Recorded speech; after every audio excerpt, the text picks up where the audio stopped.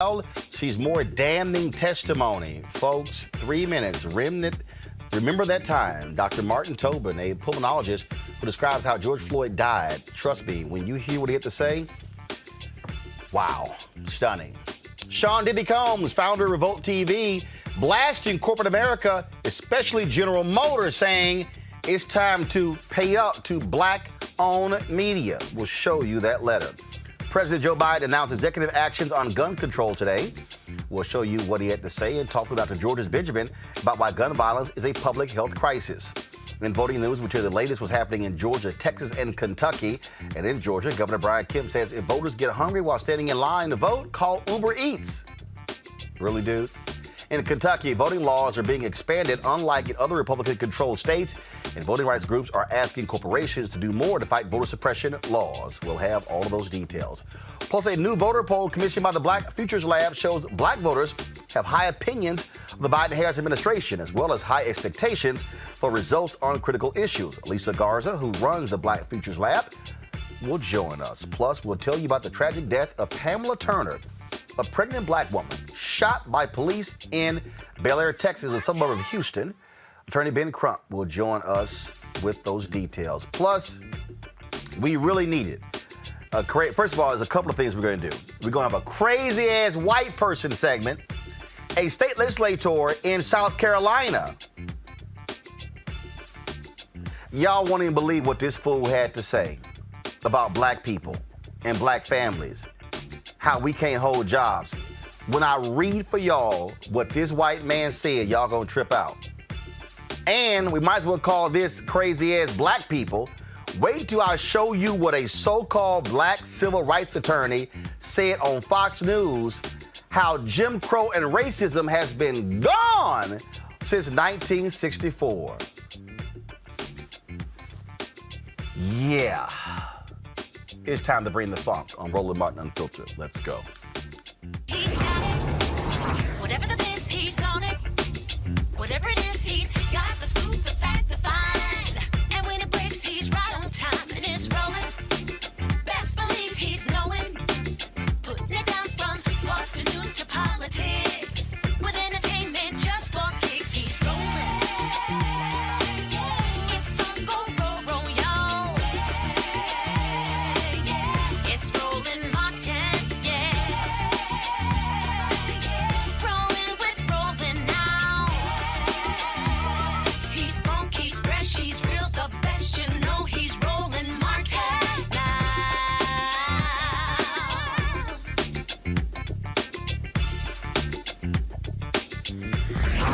Martin.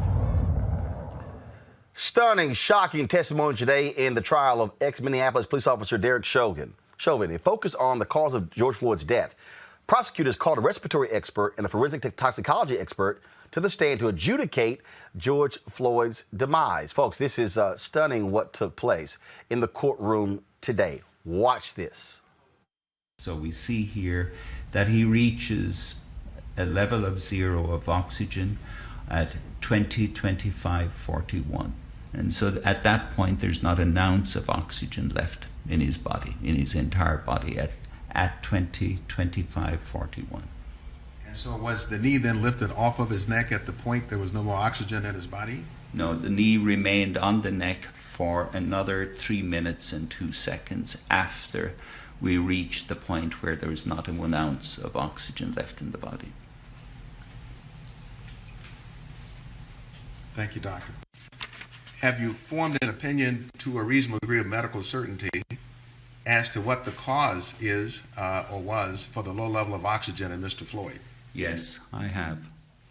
Would you tell us what that is? The cause of the low level of oxygen was shallow breathing. Small breaths, small tidal volumes, shallow breaths that weren't able to carry the air through his lungs down to the essential areas of the lungs that get oxygen into the blood and get rid of the carbon dioxide. That's the alveoli at the bottom of the lung.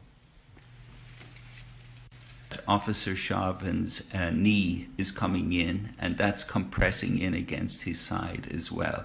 So the ability to expand his left left side here is enormously impaired. And also you're seeing that the size of the chain between the two, the right side and the left side, is very short. So his whole left arm is also being pulled over. And so it's preventing him also from expanding the right side. I've been focusing on the bucket handle and the pump handle on the left, but you can also see here that these are impaired, his ability to expand his chest. And of course, the key factor you must keep that isn't kind of in a sense seen here in one sense is the street. The street is what is having a huge effect because he's jammed down against the street. And so the street is playing a major role in preventing him from expanding his chest. As we discussed, you're seeing a more clear view here, how it's been really rammed into the back of his back. There's just no way he's going to be able to expand that. But with the left image, you see the finger on the street. Then over on the right image, you see his knuckle against the tire. And to most people, this doesn't look terribly significant, but to a physiologist, this is extraordinarily significant, because this tells you that he has used up his resources and he is now literally trying to breathe with his fingers and knuckles. Because when you begin to breathe with your rib cage and your diaphragm. The next thing you recruit after that is your sternomastoid muscle, which is the big muscle in your neck. And then when those are wasted up, then you're relying on these types of muscles, like your fingers, to try and stabilize your whole right side, because he's totally dependent on getting air into the right side. So he's using his fingers and his knuckles against the street to try and crank up the right side of his chest. This is his only way to try and get air to get into the right lung. Do you have an opinion to a reasonable degree of medical certainty as to whether a person who had none of those pre-existing health conditions, a healthy person, would have died under the same circumstances as Mr. Floyd? Yes, a healthy person subjected to what Mr. Floyd was subjected to would have died as a result of what he was subjected to. So Mr. Floyd's ratio is roughly just a little bit below the median ratio in DUI. So in postmortem cases, we know fentanyl concentrations can be much higher than norfentanyl concentrations because frequently these are deaths due to fentanyl. Other drugs may be present, and there could be other reasons for the death. It doesn't say that these are all fentanyl intoxications. But just looking at it as a whole, with a large amount of data, this is what we observe. Joining us right now is attorney Ben Crump, of course, who represents several family members of George Floyd's family. Ben, this was it was amazing to listen to what the doctor said, walking through this thing in a very methodical way. So that was first. But the second thing, Ben, is the prosecutors have been extremely deliberate how they're walking this thing down with the emotional testimony in week one, setting up the week with the officers, and then ending the week here with this particular doctor yesterday as well. Your assessment of how this has been going so far? Well, I think it's extremely compelling what Keith Ellison and his team have been doing, and they have been very strategic, as you said, Roland Martin, doing the lay witness, the emotional witnesses at the very beginning of the trial, then talking about the use of force expert that I thought was most compelling, because you had the police chief and other police officers for the first time that we've seen in a profound way come out from behind the blue wall of silence and tell the truth, hopefully setting a new precedence in America. But today was really, I think, the nail in Derek Chauvin's defense, Roland, when you had these expert witnesses tell us so convincingly what was the cause of death that was consistent, Roland Martin, with what we saw the first time we saw that video where George Floyd was tortured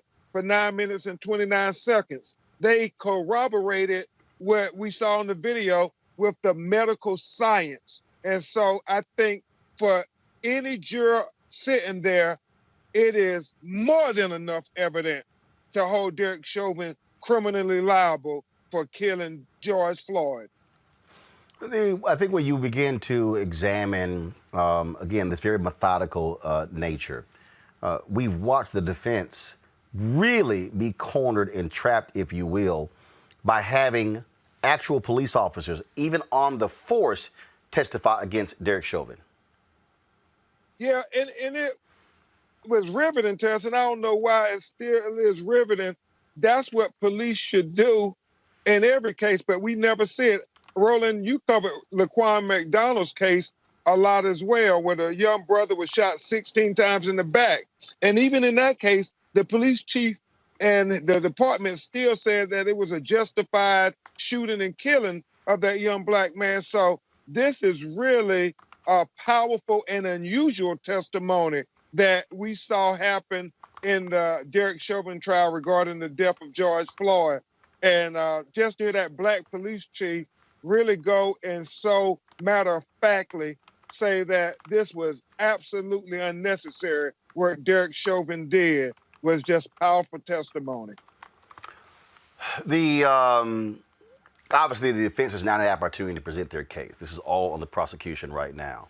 But just your assessment of how this has gone thus far in terms of how they have presented and laid this case out. How is the Floyd family feeling about what they're seeing and hearing each day in these last 9 days? Yeah, and Roland, they're praying a lot. You have met this family. They're from your home state, and they are cautiously optimistic. I know Attorney Monique Presley, and I talked to them some today about why we feel that the state is doing a good job. And we know we've been doing this long enough, Roland Martin, to know we can't take a conviction for granted. But this is the best prosecution of a police officer charged with killing a black person in America that I have seen in my professional career. So I'm very grateful to Attorney Keith Ellison, the first black attorney general in the state of Minnesota, who's a Democrat. And when you compare that to Breonna Taylor, Daniel Cameron, this black attorney general who's a Republican, and how he did everything in his power to exonerate the police, it goes to show you that black voters matter and elections have consequences. Well, let's talk about this case in Texas where on her 46th birthday, the family of an unarmed black woman was shot and killed by a Baytown police officer in May of 2019. They have filed a federal civil rights lawsuit today. Pamela Turner encountered Officer Juan De La Cruz, and she was in emotional distress. De La Cruz was indicted by Harris County Grand Jury in September 2020, more than a year after Turner's death. He's charged with felony aggravated assault by a public servant. Ben, you put a video out, and this took place in Baytown, Texas, or Bel Air, Texas? Baytown, Texas. Okay, Baytown, Texas, and so Baytown, folks, is east of Houston. If you're traveling up towards Beaumont, Texas, towards Louisiana, you would go through Baytown. I know it very well. I have lots of relatives who live there, I saw a video that you put out on Instagram describing how heinous this is. I want to play that and then talk about it. So here we go. If you were outraged when you saw the video of how police tragically killed George Floyd in Minneapolis, Minnesota, then you should be equally outraged when you see the video of how the police tragically killed Pam Turner, an unarmed black woman in Baytown, Texas. I'm walking. I'm actually walking to my house. You actually harassing me. Pop the. You actually harassing me. Like, why? Why? I did nothing to you. I'm pregnant.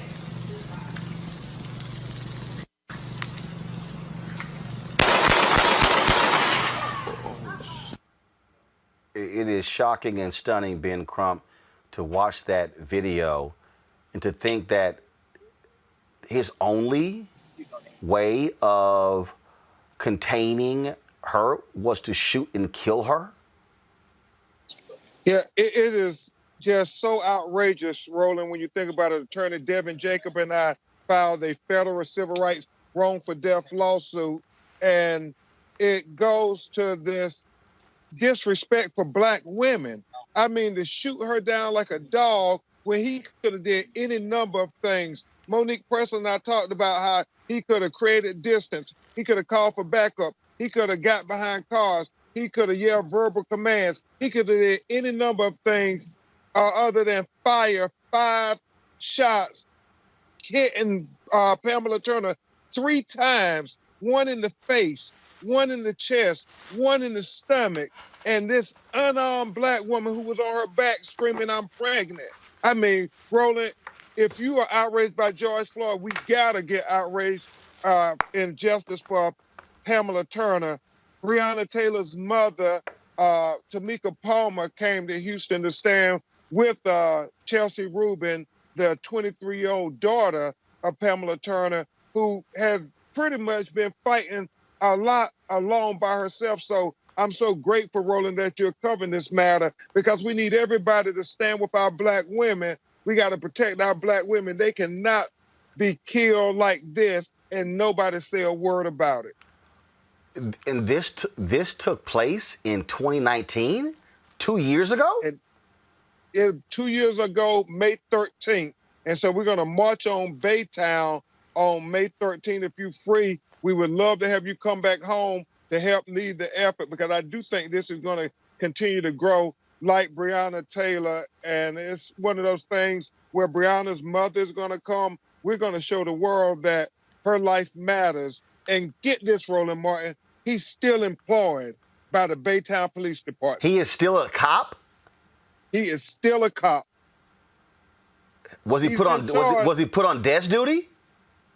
Well, they have him, I guess, on desk duty or whatever, but they have not terminated his employment yet. And when you think about the disrespect between black women and what they get, when George Floyd video went public, how he was killed, in 90 hours, they terminated all the police officers. I asked at the press conference when we were there with Tamika Palmer, how long did it take for them to fire the police officers after they killed Breonna Taylor? And she told me it took 9 months for them to fire the police officer after they killed her daughter, who was in her own apartment. And now it's almost 2 years, and Baytown, Texas, still hasn't fired the police officer.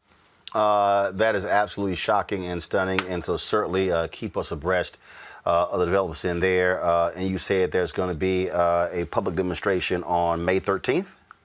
May 13th, the 2-year anniversary. Okay. All right, then. Oh, and also, Roland, the criminal trial is set to begin on May 25th, which ironically is the 1-year anniversary of the killing of George Floyd. Wow. That is, and also the officer was indicted. What was the charge? It was assault by a public officer, like a manslaughter charge, not a murder charge. Not a murder charge. Right. Wow. Ben Crump, we certainly appreciate it. Thank you so very much. And let me say this here, and Ben, while I have you, I need people to understand, Ben Crump does not try criminal cases. I need to say that, Ben, because I get all these people and they comment on YouTube and on social media. Ben Crump keeps losing these cases. You're not the prosecutor. The attorney for the family cannot prosecute cases. You can't indict anybody. You can file a civil lawsuit. You can negotiate settlements for families, but you don't get to prosecute anybody.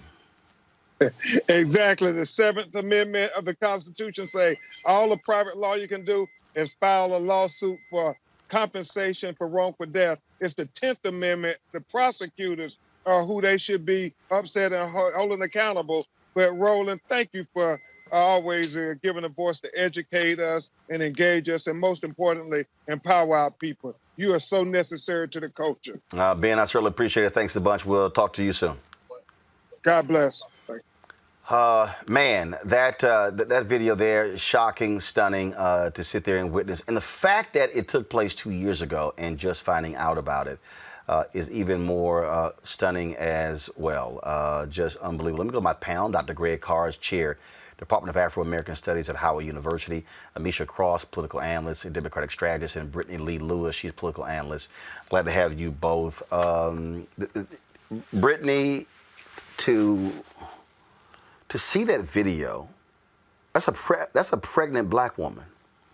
And I keep going back to this issue of sending police, the woman's in emotional distress.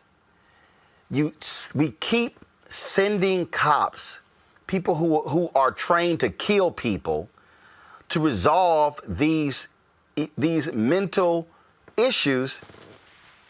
This is what happens, and you get these white cops whose first instinct is, oh, I can't control this black woman. Boom, boom, boom, you're dead. Roland, let me just say, first off, I'm still shaken by watching the film. Like I'm almost to the point of tears, because they truly do not view us as humans. That is, and I think that's the thing that hurts me the most. They do not view us as humans. And I think this goes back to the bigger question, right? If this trial, if that video that we just watched, if all of the years, the decades, the centuries of police brutality and Black death at the hands of the police doesn't teach us anything, it's that police training is not a full-on solution to this problem. We can't train them into viewing us as humans. We can't train them into respecting us. It's a Band-Aid to a much more complex issue. And I know I always say this on the show, but again, we have to go back to the roots of policing and why policing exists in the first place. It is certainly not to protect and serve us as Black folks. And I hope that we can continue to demand to, defund the police for this very reason, because like you said earlier, this is not only do they not view us as humans, but they're also, even if they are to stay in place in the current, in the current way that they are, they're not trained to deal with medical emergencies. They're not trained to deal, at least not adequately, and they shouldn't be dealing with these issues because they don't have the necessary skill set. So I pray that we continue to push for defunding the police and thinking of new ways to envision public safety. Greg Carr, it is indescribable to have to talk about these type of videos. There are people who say, yo, we shouldn't show them. But too much of me is like Mamie Till Mobley. No, America needs to see what they did to my baby. Because if we act as if, no, don't show it, that's just too much. No, it needs to be seared in the minds of America.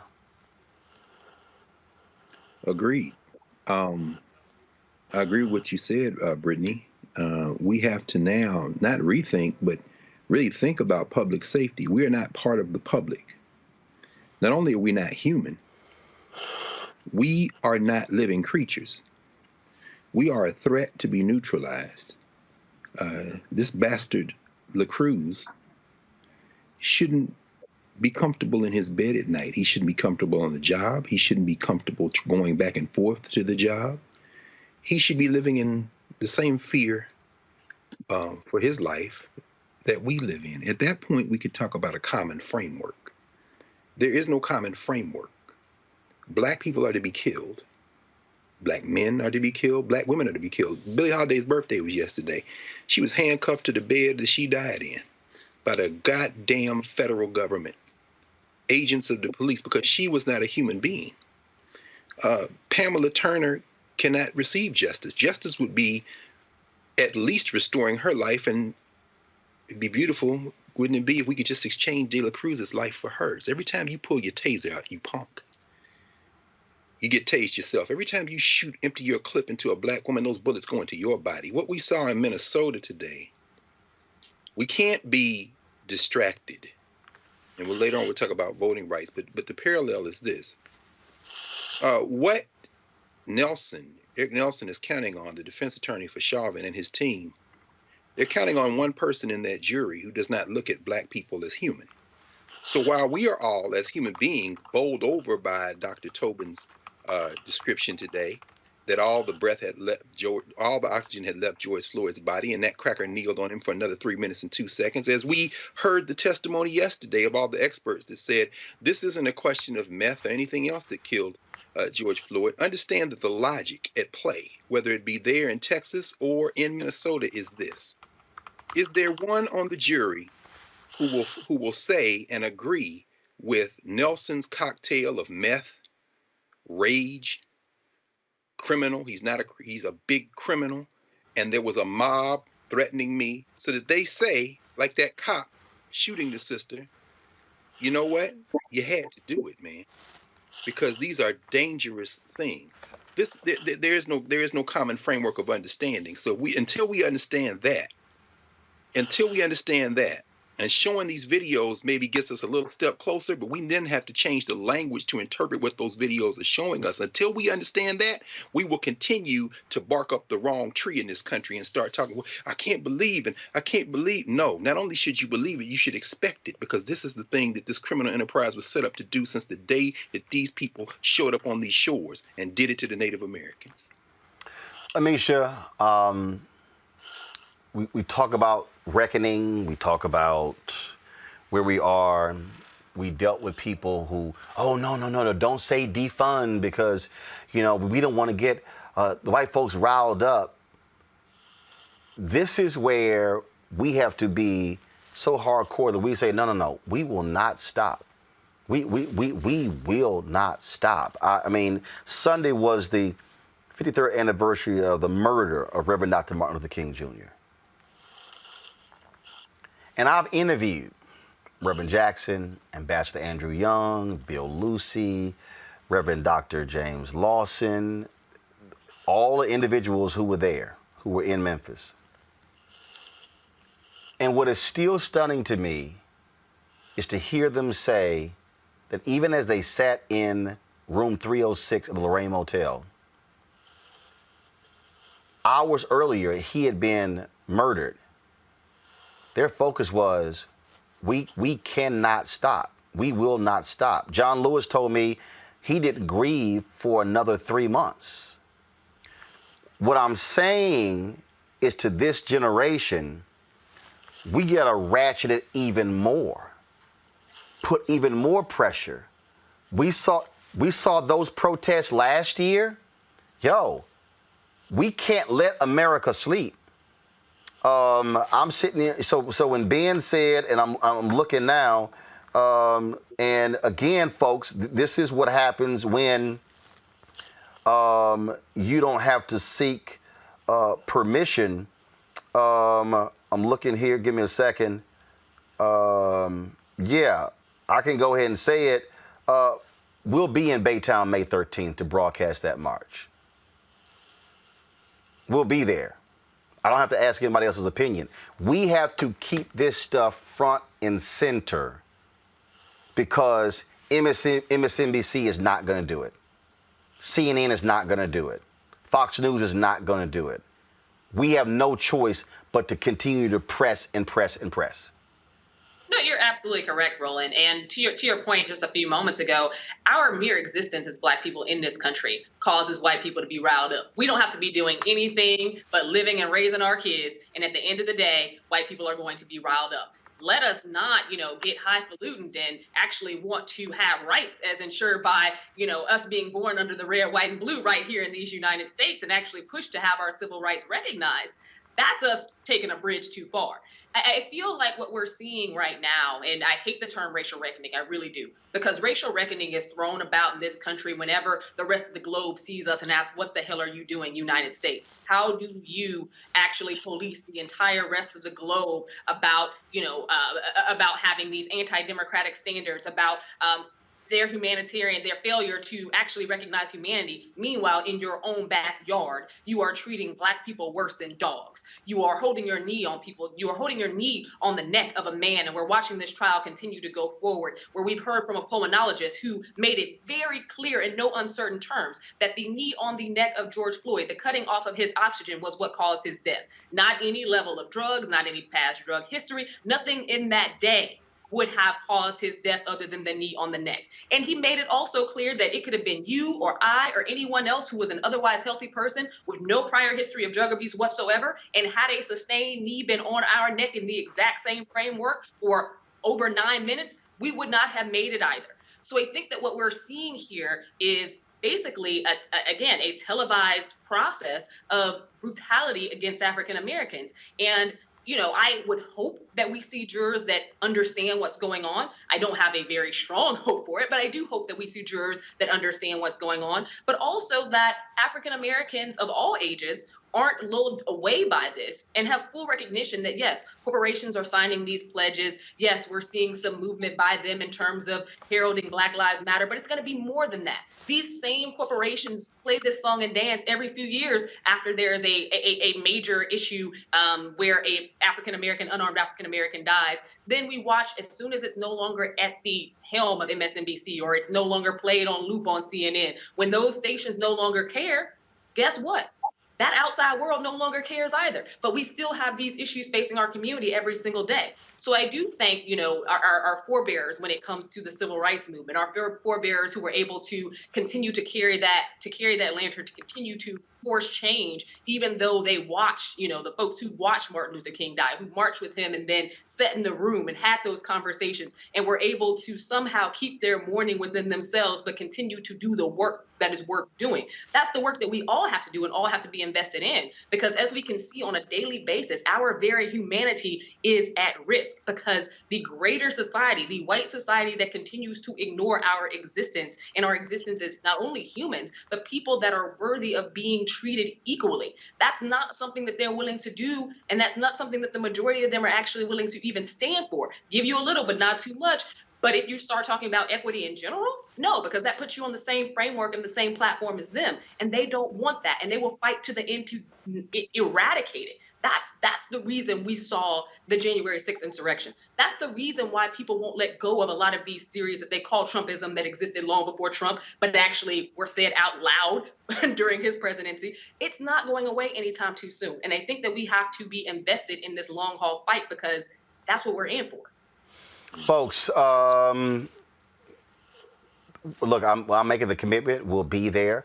Pamela Turner, May 13th, the protest that will take place in Baytown, Texas, which is not far from Houston at all. We want to see as many of you there. I will get details from Ben Crump and others with regards to all of this information, to provide it for you. We will make our way down there to broadcast that as well, because again, we need to be able to keep the focus on that. We'll also find out if that trial is going to be broadcast like we're seeing the George Floyd trial right now. And if so, we're going to make sure that we carry it right here on Roland Martin Unfiltered. Got to go to a break. We come back. We're going to talk about gun control in this country. Shocking and stunning. Even as President Joe Biden today spoke about gun rights, what ended up happening? Mass shooting in South Carolina. I understand right now, I saw the notice about an hour ago, mass shooting in Bryan, Texas, which is about 90 minutes from Houston, Bryan College Station, Texas. And so all of those things are there. So we will discuss that next. Don't forget, folks, to support what we do. The dollars that you give to support Roland Martin Unfiltered allows for us to be able to, at the drop of a hat, fly to places like Baytown or travel to other places to report on these various stories. Please join our Bring the Funk fan club. You make this possible for us to do what we do. Cash App is $RM Unfiltered. PayPal.me/R Martin Unfiltered. Venmo.com is Venmo.com/RM Unfiltered. Zelle is Roland@RolandSMartin.com or Roland@RolandMartinUnfiltered.com. You can send a money order to New Vision Media, Inc., 1625 K Street Northwest, Suite 400, Washington, D.C. And so, again, we want to be able to fly our staff there to do the reporting on this. We've got no billionaires who fund this show. We've got no millionaires who fund this show. Regular, ordinary folk do that, and we certainly appreciate that. And so we ask for your assistance. If you right now, it's more than 4,500 of you on YouTube. Our goal is to seek $50 a year from 20,000 of our followers. That's $4.13 a month, 13 cents a day. That $4.19 a month, 13 cents a day. And if you don't have that, fine. Well, we take $1, $5, doesn't matter. More. We appreciate every dollar that's given to us, and so we appreciate all of that. Folks, got to go to a break. We'll be back on Roland Martin Unfiltered in just a moment. To me, this is what you're describing is exactly what urban leagues around the country should be doing, what other black organizations should be doing. Again, maximizing our capacity or maximizing our infrastructure to actually build capacity. Yes. Yeah, no, we have to build on what we have, because the sad part is individually, in many cases, we don't have it. But collectively, we do. And really, that should be the point of black organizations. How do we take our collective capacity, put it together, and then use that to really make a difference? And, you know, quite frankly, sadly, you know, having been doing this since I was 16, we're not nearly where I thought we should be. And that's why I said this year and going forward and the rest, we really have to do some bigger, bolder things. Like we merged with a legacy organization named Grace Hill. The other part is we have too many not-for-profits. We have, you know, quite frankly, too much need for back office and infrastructure and PR, and we need to come together. There you go. Black TV does matter, dang it. Hey, what's up, y'all? It's your boy, Jacob Lattimore, and you're now watching Roland Martin right now.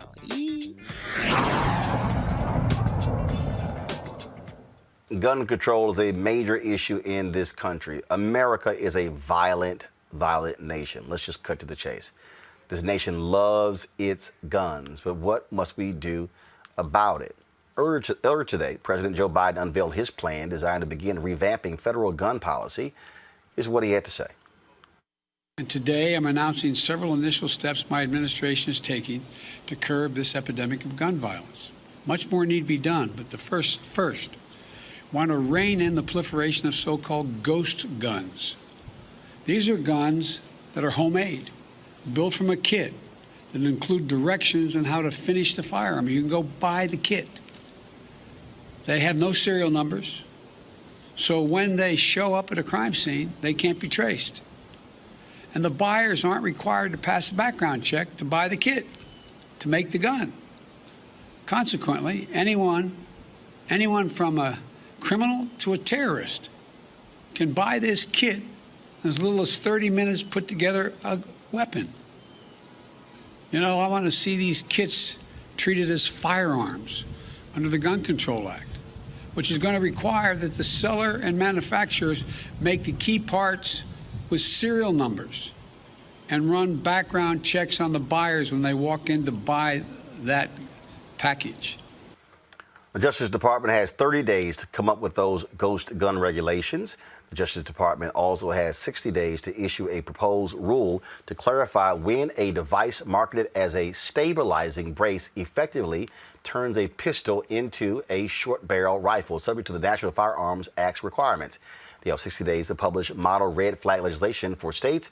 Red flag laws allow family members or law enforcement to petition for a court order temporarily barring people in crisis from accessing firearms if they present a danger to themselves or to others. The Biden administration is also investing in evidence-based community violence interventions. Community violence interventions are proven strategies for reducing gun violence in urban communities through tools other than incarceration. The Justice Department will issue an annual report on firearms trafficking. Biden also announced his nomination of David Chipman, a former special agent with the Bureau of Alcohol, Tobacco, and Firearms and Explosives, to lead the ATF. Here's what Vice President Kamala Harris had to say about President Biden's gun control initiatives. Time and again, as progress has stalled, we've all asked, what are we waiting for? Because we aren't waiting for a tragedy, I know that. We've had more tragedy than we can bear. We aren't waiting for solutions either, because the solutions exist.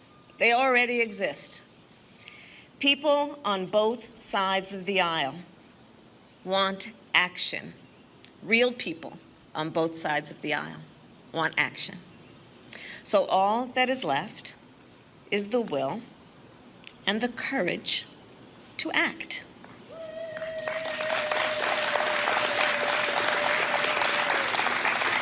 And President Joe Biden has the will and the courage to act. All right, folks, of course, gun violence is a leading cause of premature deaths in the U.S. Guns kills more than 38,000 people and cause nearly 85,000 injuries per year. Just to understand how serious, again, just today in Bryan, Texas, one person shot and killed, 4 others critically wounded when a suspect opened fire inside of a custom cabinet manufacturer. Not only that, what also took place last night, which is just stunning, ex-NFL player Philip Adams, he killed 5 people in South Carolina before taking his own life, killed his doctor, 70 years old. Dr. Robert Leslie killed his wife, Barbara, who was 69, and killed 2 of their grandchildren, ages 5 and 9, and an air conditioning technician, James Lewis. Joining us right now is Dr. Georgia C. Benjamin, the Executive Director of American Public Health Association, who believes that gun violence is indeed a public health issue. Doc, explain that to people. Okay, if we declared a public health crisis, a public health issue, what does that even mean? Oh, well, listen, if it hurts people, it kills people, it's ours. And we think that there are ways that we can do to both make the firearm itself safer, right? Make people safer with their guns, and make the environment safer with guns and people in it. So let's take, for example, the number of people who've picked up a firearm, thought the gun was unloaded, and the firearm goes off. They didn't intend to hurt anybody. They certainly weren't trying to kill themselves, but the gun went off. But you know, there are things that you can put on a firearm to let you know that there's still a round in the chamber. You know, even when you move the clip, there can still be a round in the chamber. You know, we can personalize guns. Right now, nobody can use your cell phone without, you know, putting a fingerprint or a face print on it. Well, you can do that with a gun. It's complicated. There are wristbands you can put on your wrist to prevent that firearm from firing. And the technology is not necessarily perfect, but it can certainly reduce the risk. Firearm training, making sure that people get licensed to get a firearm, making sure that if you have a domestic violence offense, that the firearm can be temporarily removed from your home, because that can make put you at higher risk of putting your loved one at higher risk. Look, we kill the people that we know. We overestimate the safety of firearms, and we underestimate the danger. And that's the real challenge that we have. But we think through a public health approach, we can do this. Look, background checks. That's another important. So here's the question. As we unpack this thing, as we try to sort of lay out in terms of what do we do and where do we start, you have powerful lobbying groups in this country who they flat out don't want to see what you talked about. They don't want to see anything.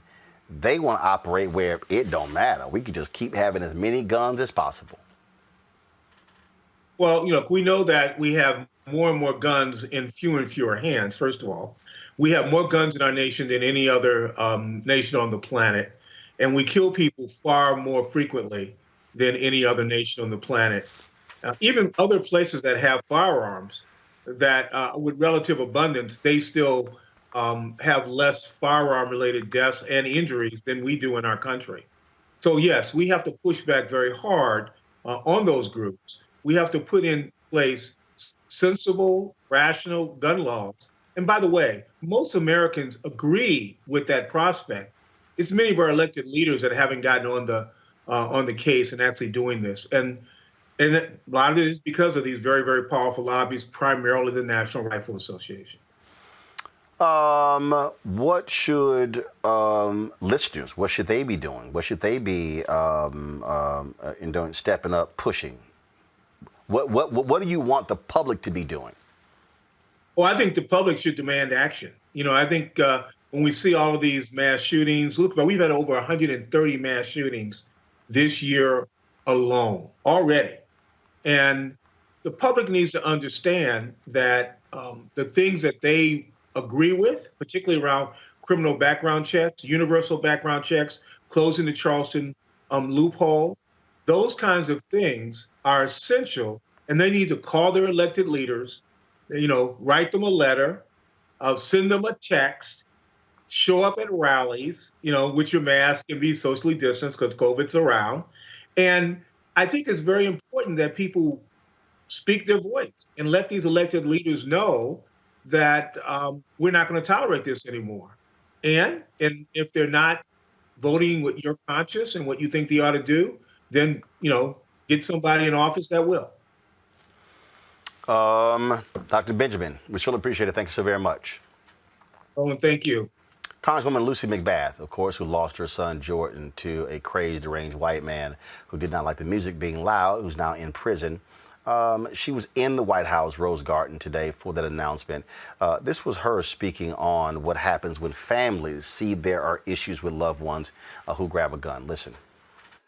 I met earlier this week with Mary Miller Strobel, whose brother Ben was a combat veteran suffering from depression and PTSD. Bennett lost 30 pounds after his tour. Returning home, his father asked him about his weight loss. Ben replied that he couldn't eat, and he said, I quote, "It's just so hard out there, Dad. It smells like death." Ben was seeking treatment at a local VA hospital, but his family continued to worry about him. They worried that in a moment of desperation, Ben might end his own life. Mary and her father drove to every gun store in their area. At each store, they showed photos of Ben, pleading with them not to sell him a gun. Ben Miller died by suicide. He used a gun that he bought at a local gun store. Too often, we are told that we must accept these tragedies. We are told that instead of changing our laws, we must have more active shooter drills, more first graders coming home with tears in their eyes, 6-year-olds asked to decide for themselves whether they are more likely to survive by hiding in a closet or if they should rush the gunman. More mothers reading messages from their children as they are locked inside a school. And they're pleading, Mom, if I don't make it, I love you and I appreciate everything that you've done for me. More vigils each and every day for those that we continue to lose. Too often we are told that we must accept these tragedies. I refuse to accept that. Millions of Americans across the country refuse to accept that. This Congress should refuse to accept that. We refuse to accept that because we have passed bipartisan legislation that will help save lives.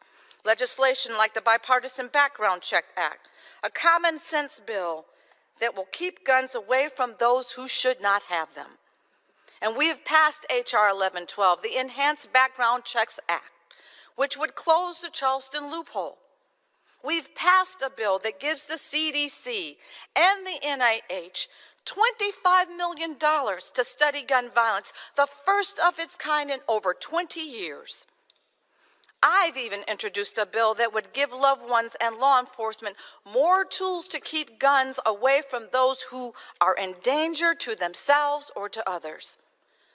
Tools that may have helped Mary save her brother Ben's life. I am not convinced that this nation truly gives a damn about the issue of guns, Amisha. I think this is nothing more than a sick and demented country who loves their guns more than they love their own God. And you know, Roland, you're not going to find any disagreement here. I think that it speaks volumes that our country has more guns and more people with access to guns than any other nation on earth. And we don't have those as a nation because people are afraid that their property is going to get stolen or they're afraid that somebody is going to rob them. We have them because white America decided a long time ago that they were going to protect their interests and that they were going to arise fear and mass fear in anyone who they believed was going to be or going to approach that interest or try to take it away.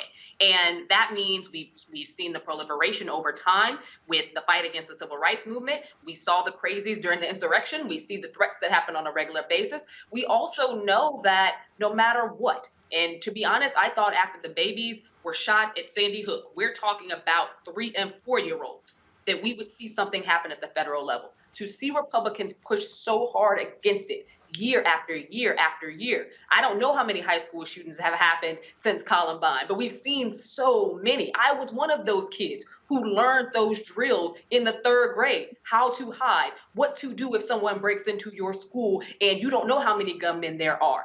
That is something that we shouldn't have to teach kids across this country. If you are Black and brown, the odds of you growing up in a community where this isn't episodic violence, this is violence that happens on a daily basis, that is very high. And I think that what we're watching with the Biden administration right now is them saying, finally, we're fed up. Enough is enough. The fever pitch and the temperature across America is that we need to do something about gun violence. Gun violence has increased over the years. It has definitely extrapolated not only for those that we see in these massive shootings, these mass shootings, but also in domestic violence. One of the largest issues with the domestic violence situations that we see across this country is that many women don't stand a chance because their abuser has a gun. It is one of those situations where we could have nipped this in the bud a long time ago. We could have closed the loopholes. We could have advanced common sense gun reform. We could have advanced it at the legislative level. We've seen the bills. The bills have been passed in the House time and time again.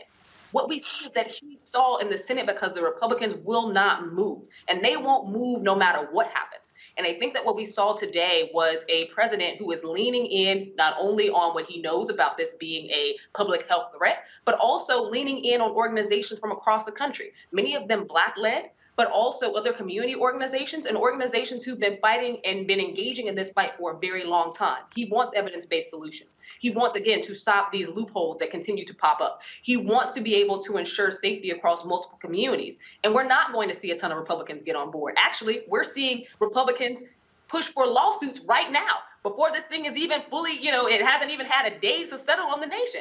This is frustrating, but this is who they are. They do not care about gun violence. They want to continue to proliferate guns. They don't care who dies. They don't care about the stories. They don't care about the one that we heard Congressman McBath talk about today. They don't care about the suicide levels. They don't care about the children who are being abused. They don't care about the women who are being accused. And they don't care about the mass shootings. All they offer is thoughts and prayers because that's all they want to give us.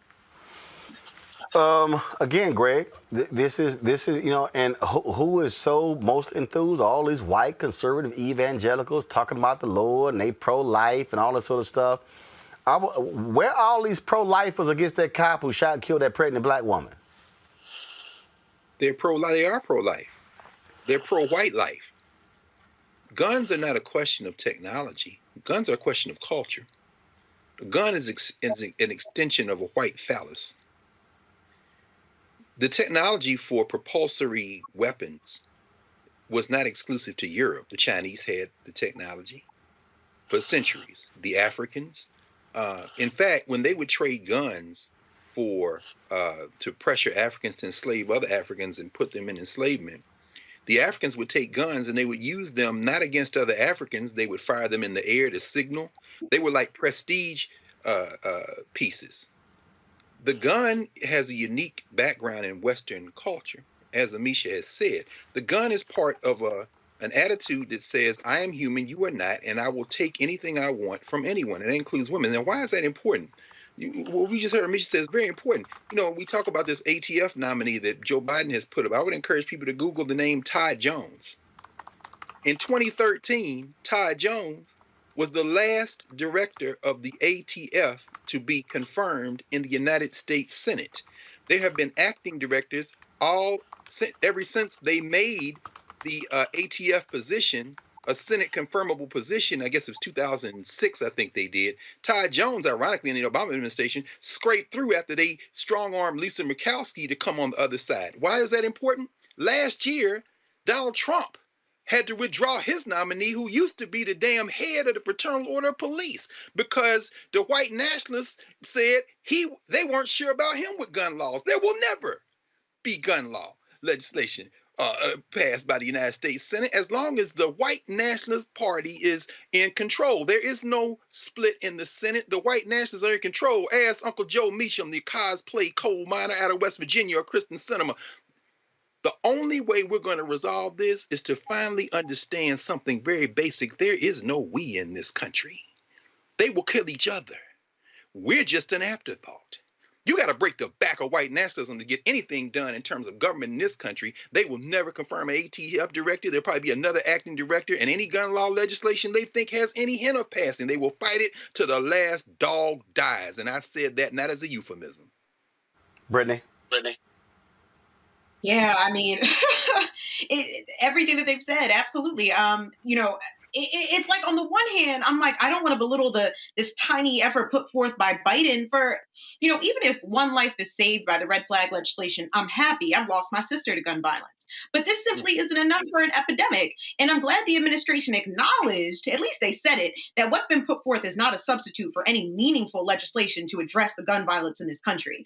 But we know this is a difficult fight. It really is no fight at all, because the Republican Party, and to an extent some Dems too, you know, they're not willing to budge in any capacity, and they don't even agree that this is an epidemic. That's the crazy part. How do you negotiate with folks that think and posture that way? I mean, even when you think, Roland, of the pornography of violence and weaponry, which is so prominent, specifically within the GOP, it's essentially almost like one of their essential parts of their culture wars. So the GOP keeps its base in a large way by furthering a culture division, right? Whether that's gun safety, immigration, or more recently we saw it with, or we continue to see it with vaccines and COVID. So, you know, Republicans see guns as a winning issue for them. It's a way to stay in power by telling folks that the Democrats are going to seize their weapons. With those politics, bipartisan legislation, I just don't think it's realistic. I mean, AR-15s are part of people's campaign strategies. They know that to brandish those guns is to show that they're against the lib. So for them, even if you nudge an inch on this issue, it is to say that you're against the party. And what's crazy about all of it is it's literally just symbolism. It's not like they're brandishing guns with any type of reforms or saying that we want to have these guns, but here's how we're going to do it in a safe and controlled manner. That's not the question. It's literally a symbolism. It's literally used as a litmus test for the level of, for your conservatism, if you will. So, you know, we have to continue to push harder and demand legislative changes because, quite frankly, you know, the gun is the symbol of America. The gun is the symbol of white supremacy. This country loves its guns, and they would rather, what's his name? It was Charlton Heston. You're not gonna pry their gun out of my dead hand, whatever the hell. I mean, that's how crazy and deranged they are about guns. I don't get the fascination. I'd rather go play golf. I don't get the fascination with guns in this country. I shot a machine gun one time with the FBI Citizens Academy, and I was like, this it? This what y'all excited about? I literally said, this it? That was no feeling. It didn't. I don't get it. I don't get it at all. Gotta go to a break. Don't get it all. Huh, Greg? I said because you are a man and your manhood is intact. See, so you know that's what Martin Taylor Greene too was looking for her manhood as well. And again, folks, let me be real clear. Okay, if you want a gun, look, there were a lot of black people in the civil rights movement who had guns, protecting themselves in the woods of Alabama and Mississippi. Charles Cobb wrote the book, said this nonviolent stuff will get you killed. You had the deacons of defense. So the issue for me is not, absolutely not. The problem I have is when these people who are going like, oh no, I should be able to have 500, 1,000 guns. Oh, then they use the militia argument, and it's like, what the hell are you talking about? And guess what? Those same people who are so rabid about guns, that's who's at the Capitol on January 6th. So be very clear about who you might align yourself with. You got to go to a break. When we come back, y'all, we got some other news we're going to cover, but wait until I show you this video of this absolutely idiot Leo Terrell on Fox News decrying Jim Crow has been long gone. There's no systemic racism in America. If y'all want to see a minstrel show, we have one for you. Roland Martin Unfiltered, back in a moment.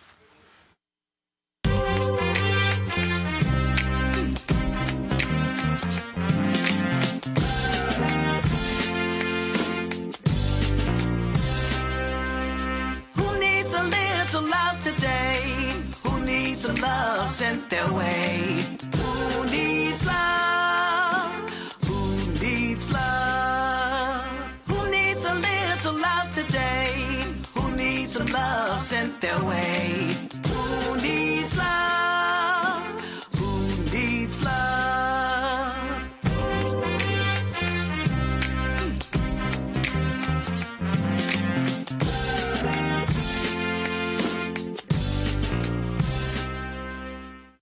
To me, this is what you're describing is exactly what urban leagues around the country should be doing, what other black organizations should be doing. Again, maximizing our capacity or maximizing our infrastructure to actually build capacity. Yes. Yeah, no, we have to build on what we have, because the sad part is individually, in many cases, we don't have it. But collectively, we do. And really, that should be the point of black organizations. How do we take our collective capacity, put it together, and then use that to really make a difference? And, quite frankly, sadly, having been doing this since I was 16, we're not nearly where I thought we should be. And that's why I said this year and going forward and the rest, we really have to do some bigger, bolder things. Like we merged with a legacy organization named Grace Hill. The other part is we have too many not-for-profits. We have, quite frankly, too much need for back office and infrastructure and PR, and we need to come together. There you go. Hi, I'm Kim Burrell. Hi, I'm Carl Payne. Hey, everybody, this is Sherry Shepard. You're watching Roland Martin Unfiltered. All right, folks, doing an interview on last night's Newsmax Wake Up America program, Georgia's Governor Brian Kemp actually said voters standing in line for extended periods of time should order Uber Eats or Grubhub. Centers, people can bring their own water, their own food. That's accurate, right? Yeah, absolutely. They can order a pizza. They can order Grubhub or Uber Eats. Right. Such a dumbass. Now, while there are several voter suppression bills being introduced across the country, more than 300, Kentucky has passed House Bill 574 in efforts of expanding early and absentee voting. Kind of important. The bill includes measures such as no excuse in-person absentee voting on Thursday through Saturday in the week immediately preceding a primary or an election, and sets the voter registration deadline 2 weeks before elections. It also includes the implementation of a portal that will go live no more than 45 days before a primary or an election, and an automatic recount trigger for vote margins of 0.05% or less for constitutional officers, members of Congress, and members of the General Assembly. That, of course, became a controversial topic during a race between Biden and Trump. Also today in Dallas, the Texas Right to Vote Coalition hosted a socially distant rally and press conference calling on Texas businesses to stand against statewide voter restriction bills. Brianna Brown, the deputy director of the Texas Organizing Project, spoke at that rally. Let's do a roll call. AT&T. Hey, can we? Southwest Airlines, Pepsi, Frito-Lay, Valeria, Whole Foods, Amazon, Facebook, Google, Apple, Salesforce have a presence here in Texas. And they need to first use their voice to speak out in full support of our efforts to enfranchise everyone, and make sure that voter suppression bills are a thing of the past. In addition, these businesses should cease all contributions to Texas elected officials sponsoring, supporting, or voting in favor of these racist laws. Oh, also, Mitch McConnell, y'all remember him? Who said that corporations, y'all need to stay the hell out. Just don't say anything. Just let's do what we do. Then the next day came out, I said that inartfully. That's not really what I meant. Please keep sending y'all money.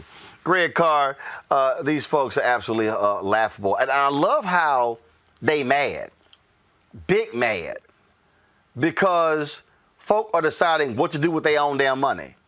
This is real simple.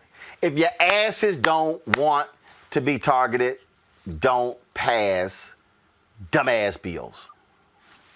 That's true, Roland. And you know, the thing that is encouraging for me in this very specific instance is the more that we are informed as to what we can do. And this is, again, why everybody, please support Roland Martin Unfiltered. It's critical.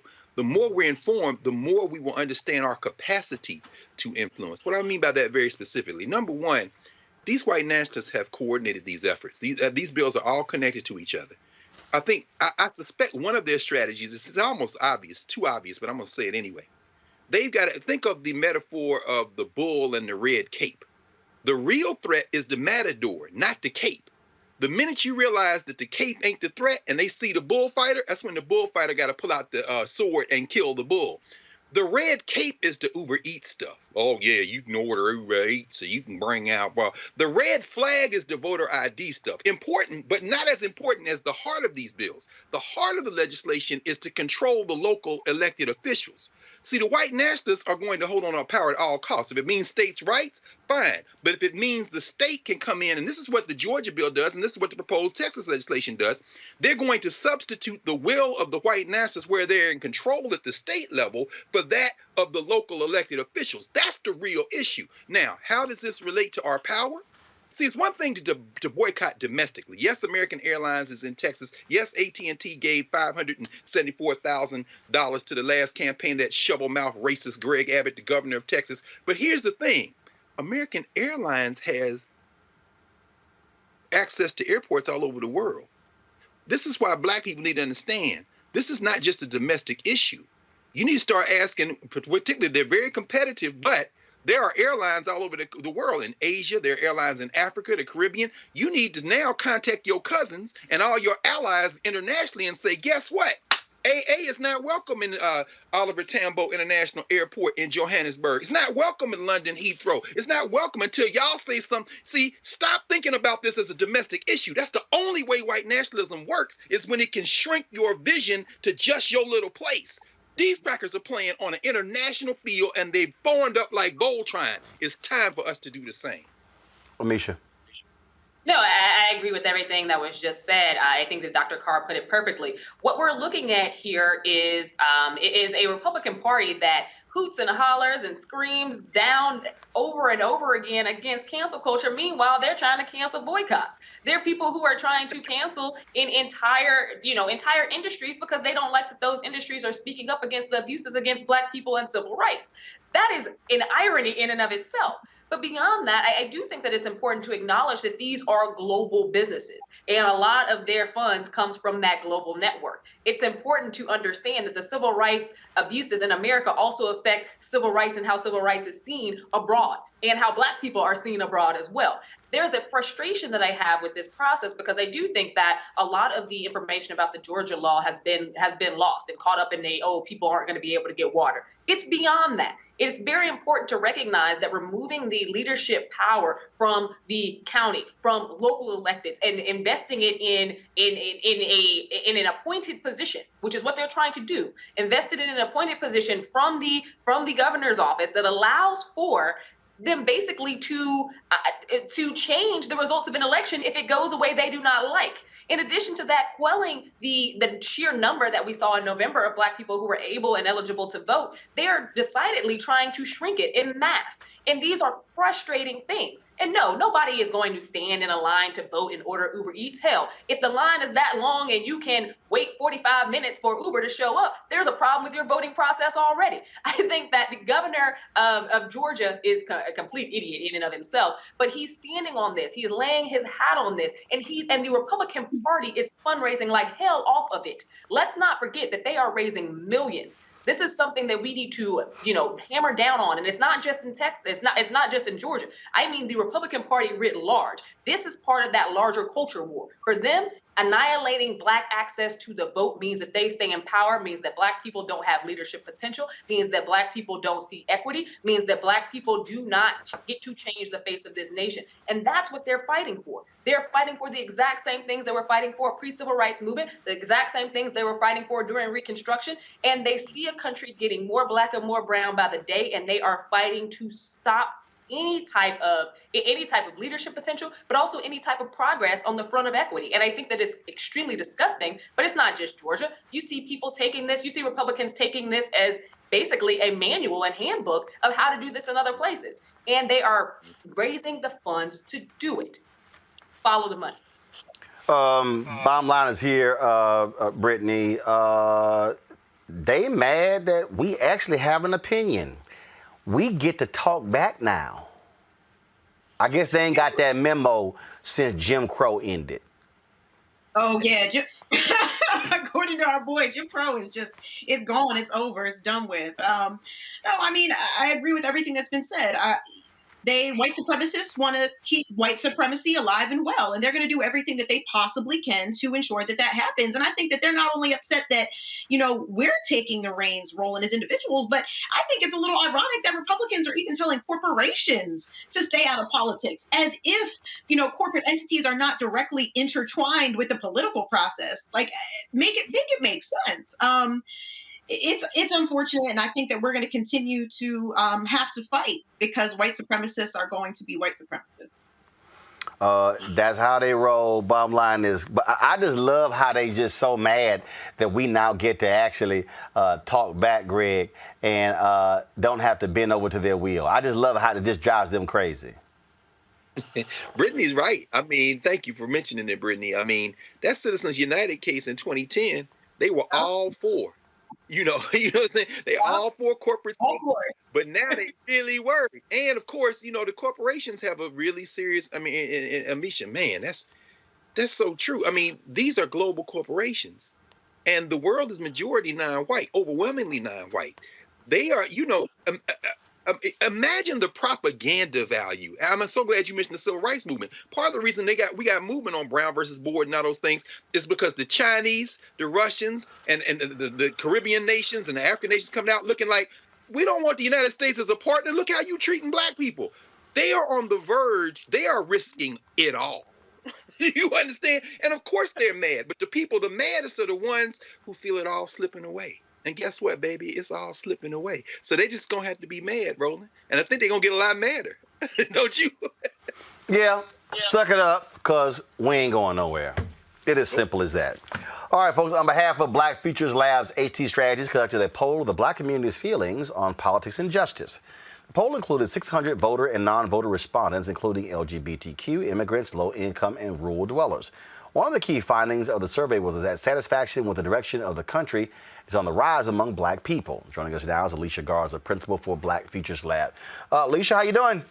Hi, Uncle Roland. How you doing? I'm doing good. So let's talk about this survey. You always got people out there complaining, whining, blah, blah, blah, blah.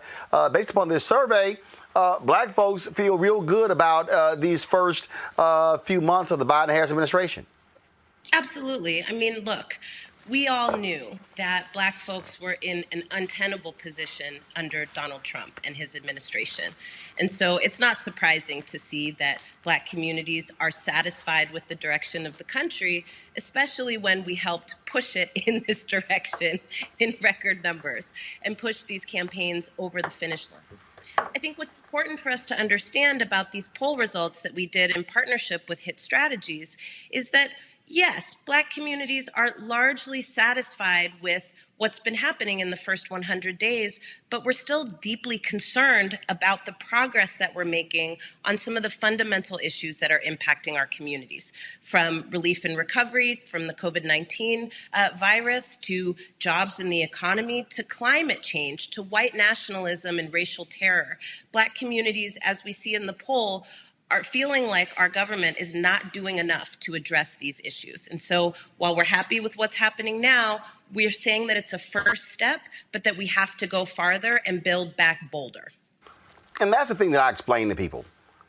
Black people can say, I'm satisfied with the direction, but it does not mean that we still don't want to see stuff done. That's right. That's absolutely right. And it's interesting because, every few years, right, we're talking with our communities and we're telling people you got to turn out and vote, that your vote is your voice and all of these things.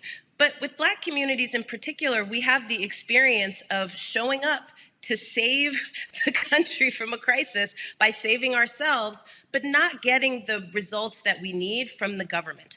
And essentially, when you ask Black folks who are voting, do you feel like you're getting from your vote what you thought you were going to get? Do you understand why you vote? People say, I do it because I know I'm supposed to, but not necessarily because it's that they're seeing changes in the rules that have been rigged against our communities for a long time.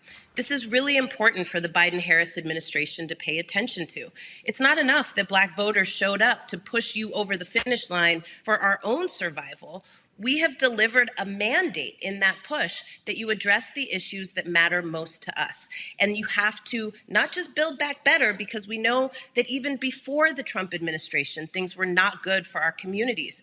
We are counting on this administration to build back bolder. We think it's great that there's an American Relief Act, that there were $1,400 stimulus checks that were put out. We think that's wonderful. But at the same time, what we found in this poll was that the majority of people that we talked to, the overwhelming majority, were in favor of monthly checks until the pandemic is over. We were in favor of raising the federal minimum wage to $15 an hour. We were also in favor of taking more bold and aggressive action on climate change, dealing with environmental racism, dealing with reparations for communities that have been devastated by environmental racism. We also talk about in this poll that what we want to see is more action taken on white supremacy and racial terror. And as we look at the events that have unfolded over the last year, what we know is that white nationalism is on the rise. And as of today, there has not been a sufficient response to protecting communities who are under attack. Questions from our panel. Let's first start with Brittany. Yeah, quick question. So you guys are doing great. I'm excited. I do want to know, are you guys able to provide this data? Who are you providing this data to so that they can see what our concerns are? Absolutely. Well, we've been in conversation with many different people in the administration trying to push this Build Back Bolder agenda and using these polling results to show that there is widespread support for this. But I got to tell you, Brittany, the other thing that we're doing is organizing our communities to make our voices heard with those same people that we are getting access to. And so I think for us, what we need to make sure that this administration hears from us is that we didn't go back to sleep, that actually the work just began right now, and that they need to call on us to help shape their policies to change the rules that have been rigged against us for so long. Let's go to Amisha. Oh, this feels like a game show. Alicia, thank you so much for the great work that you're doing with Black Futures Lab. I'm extremely proud of that and glad that you have a vocal voice in the policy drive for this White House. I wanted to ask you, how does the research that you've done and that you're pushing jive with what we're seeing from the Lift Every Voice plan that we heard about on the campaign trail, but haven't really seen that much movement on since the administration took office? What are some of the alignments that you have with that plan, and are there specific things in it that your research can actually point to and add some assistance to actually moving that lever? Sure. Look, when we look at our Build Back Bolder mandate, I'm going to tell you, it is not a radical agenda. This agenda is literally setting the floor from which we need to begin these conversations, and the ceiling, is what we're driving toward. But we don't have alignment necessarily about where we start. And so as a result, when we start to talk about how to deal with economic inequality, the Lift Every Voice plan kind of really dives into things like home ownership, right? It dives into, investing in HBCUs. It dives into some of the very traditional things that we talk about when we're talking about wealth and asset building. That's good. But the reality is that there are so many of us who are working in low wage and precarious jobs. So many of us concentrated in the service sector without access to unions. I mean, look at what's happening in Alabama, right? And we never seem to talk about how to address income inequality, how to address poverty from that perspective. Not everybody's getting to a place yet where they can buy a home. Literally, most people are trying to keep a roof over their heads. And so I think that the Lift Every Voice plan, right, is really a combination of lots of enduring ideas about how to address some of the biggest challenges of our generation. But I would say that the Build Back Bolder plan is really taking on some of the contradictions within those solutions, and it's offering a concrete legislative roadmap for how it is that we make Black Lives Matter, not just in Congress, but also in city halls and state houses across the country. Yeah, thank you, Roland, and thank you, Sister Alicia, for all your work and the work of the team as well. You know, in reading the report, a couple of things jumped out to me, and I guess this would lead to my question. Given the fact that it looks like about half the folk polled make $30,000 or less, and you know, it's interesting, and maybe 28% were polled when asked said that nothing, the voting really doesn't change anything for me. I guess my question really is, how do you view what we need to do to help folk understand? I know there were a couple of questions toward this on the poll, but help people understand that no matter who is heading the executive branch, without a working majority in the legislative branch, this agenda will stall. I assume that the enthusiasm we're showing is tempered by the fact that we understand that, but how do we help people better understand it so that, you know, it doesn't look like, see, we voted for y'all and nothing happened? I mean, how do we help people understand? Really, it's really the legislature at this point that might be even more important than any, you know, than Joe Biden or Kamala Harris. Well, look, I think I want to zoom out from that question a little bit, because when we're talking about people feeling like their votes don't matter, they're actually saying something very profound, which is that the people that they are showing up to put in the legislature are not moving their agenda forward. And that's something that we really have to sit with, especially for Black voters who are turning up and turning out in every election cycle. For an entire group of voters to say, we are participating and not getting much from our participation is very concerning to me for the state of our democracy. And it leads to a level of cynicism that government can fix anything. And so where that becomes complicated is that cynicism also aligns with our opposition's agenda, which is essentially to dismantle government because they see it as a barrier to unfettered profits. And so this is the place where I feel like we need to dig in. I think Black voters understand that there are processes that have to happen in order for laws to change. But I think we also understand, right, that political will is driven by a lot of things. Certainly, it's driven by numbers in a legislature, but it's also driven by the values of our society and what we think are priorities and who we think are priorities. And when we see that on both sides of the House, right, that nobody is jumping up to enact new laws for Black people, that they're dragging their feet on holding white nationalists accountable for literally smearing feces inside of their own governing house, we have a big problem here. So I think the work that we're doing is engaging the 2 million Black voters that we talked to in the last election cycle. I think a lot of what happens is that we tend to leave legislators to do what they do. We think that the last step in the voting process is to cast our vote and get somebody in office. But actually, that's just the first step.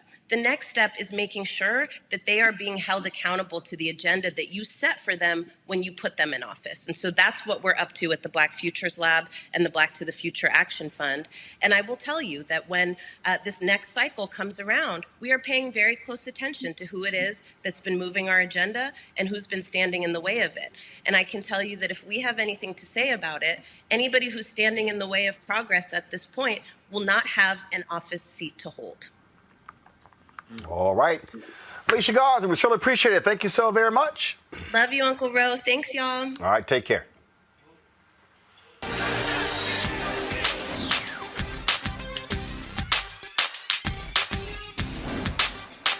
Been frozen out. Facing an extinction level event. We don't fight this fight right now. you're not going to have black-owned media.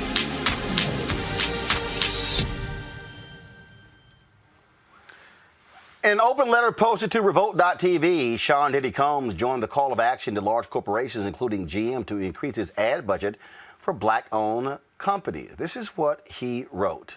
If you are neutral in, first of all, he said, the same feet these companies use to stand with us in solidarity are the same feet they use to stand on our necks.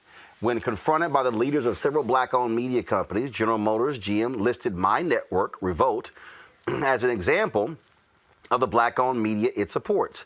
While Revolt does receive advertising revenue from GM, our relationship is not an example of success.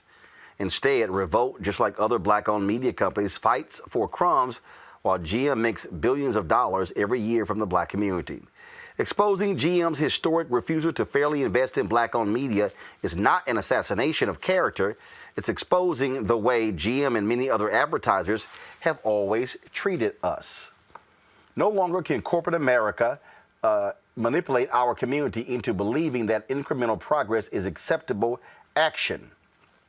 Corporations like General Motors have exploited our culture, undermined our power, and excluded black entrepreneurs from participating in the value created by black consumers. In 2019, brands spent $239 billion on advertising. Less than 1% of that was invested in black-owned media companies. Out of the roughly $3 billion General Motors spent on advertising, we estimate only $10 million was invested in black-owned media. Only $10 million out of $3 billion. Like the rest of corporate America, General Motors is telling us to sit, shut up, and be happy with what we get. It's disrespectful that black-owned media companies only represent 1% of the total advertising market. It's disrespectful that distributors refuse to carry black-owned media brands in an era where our impact and influence is undeniable. It's disrespectful that the same community that represents 14% of the population, spends over $1.4 trillion annually, is still the most economically undervalued and undeserved at every level. Underserved at every level. To repeat, $1.4 trillion annually. The almighty black dollar. We demand that corporate America reinvest an equitable percentage of what you take from our community back into our community. If the black-owned community represents 15% of your revenue, black-owned media should receive at least 15% of the advertising spend. The same way you understand the power of our dollars, we understand our power to take them away from any corporation that doesn't give us the economic inclusion we deserve. We are prepared to weaponize our dollars. If you love us, pay us. Not a token investment, not a charity check or donation. The time is now. Radical change is the only option. You're either with us or you are on the other side. Let's go to our panel. You know, yesterday I talked about Target announcing they were going to spend $2 billion by 2025. And I sent them an email, Greg, and I said, first of all, how much are you spending right now? Because you're trying to get to $2 billion by 2025. I said, then separate black-owned media from the other black businesses. I said, so we can actually see what's your black-owned media and what's your supplier development. General Motors, after we met with them, they said they were doing 2% with black-owned media. They announced that by 2022 they would be doing 4%, and then the goal by 2025 is doing 8%. We argued, why in the hell can't you do 8% right now? They responded by, again, listing these black-owned media companies that they're doing business with. Here's Diddy saying, yeah, we one of them, but y'all ain't sitting here doing what you should be doing with us. Bottom line is this here.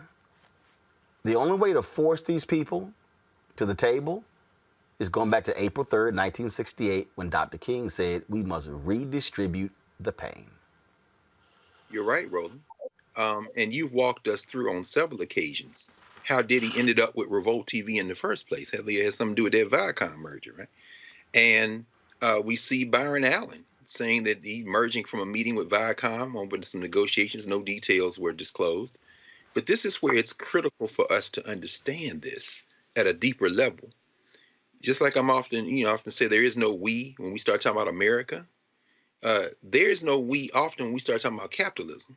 See, capitalism has a racial dimension, but please don't mistake race for class. What do I mean by this?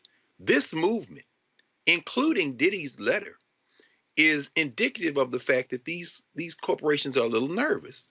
But it will be classic capitalism for them to pick a few black folk, and Revolt TV will be one, give them some subsidy and say, see, this is what we're doing.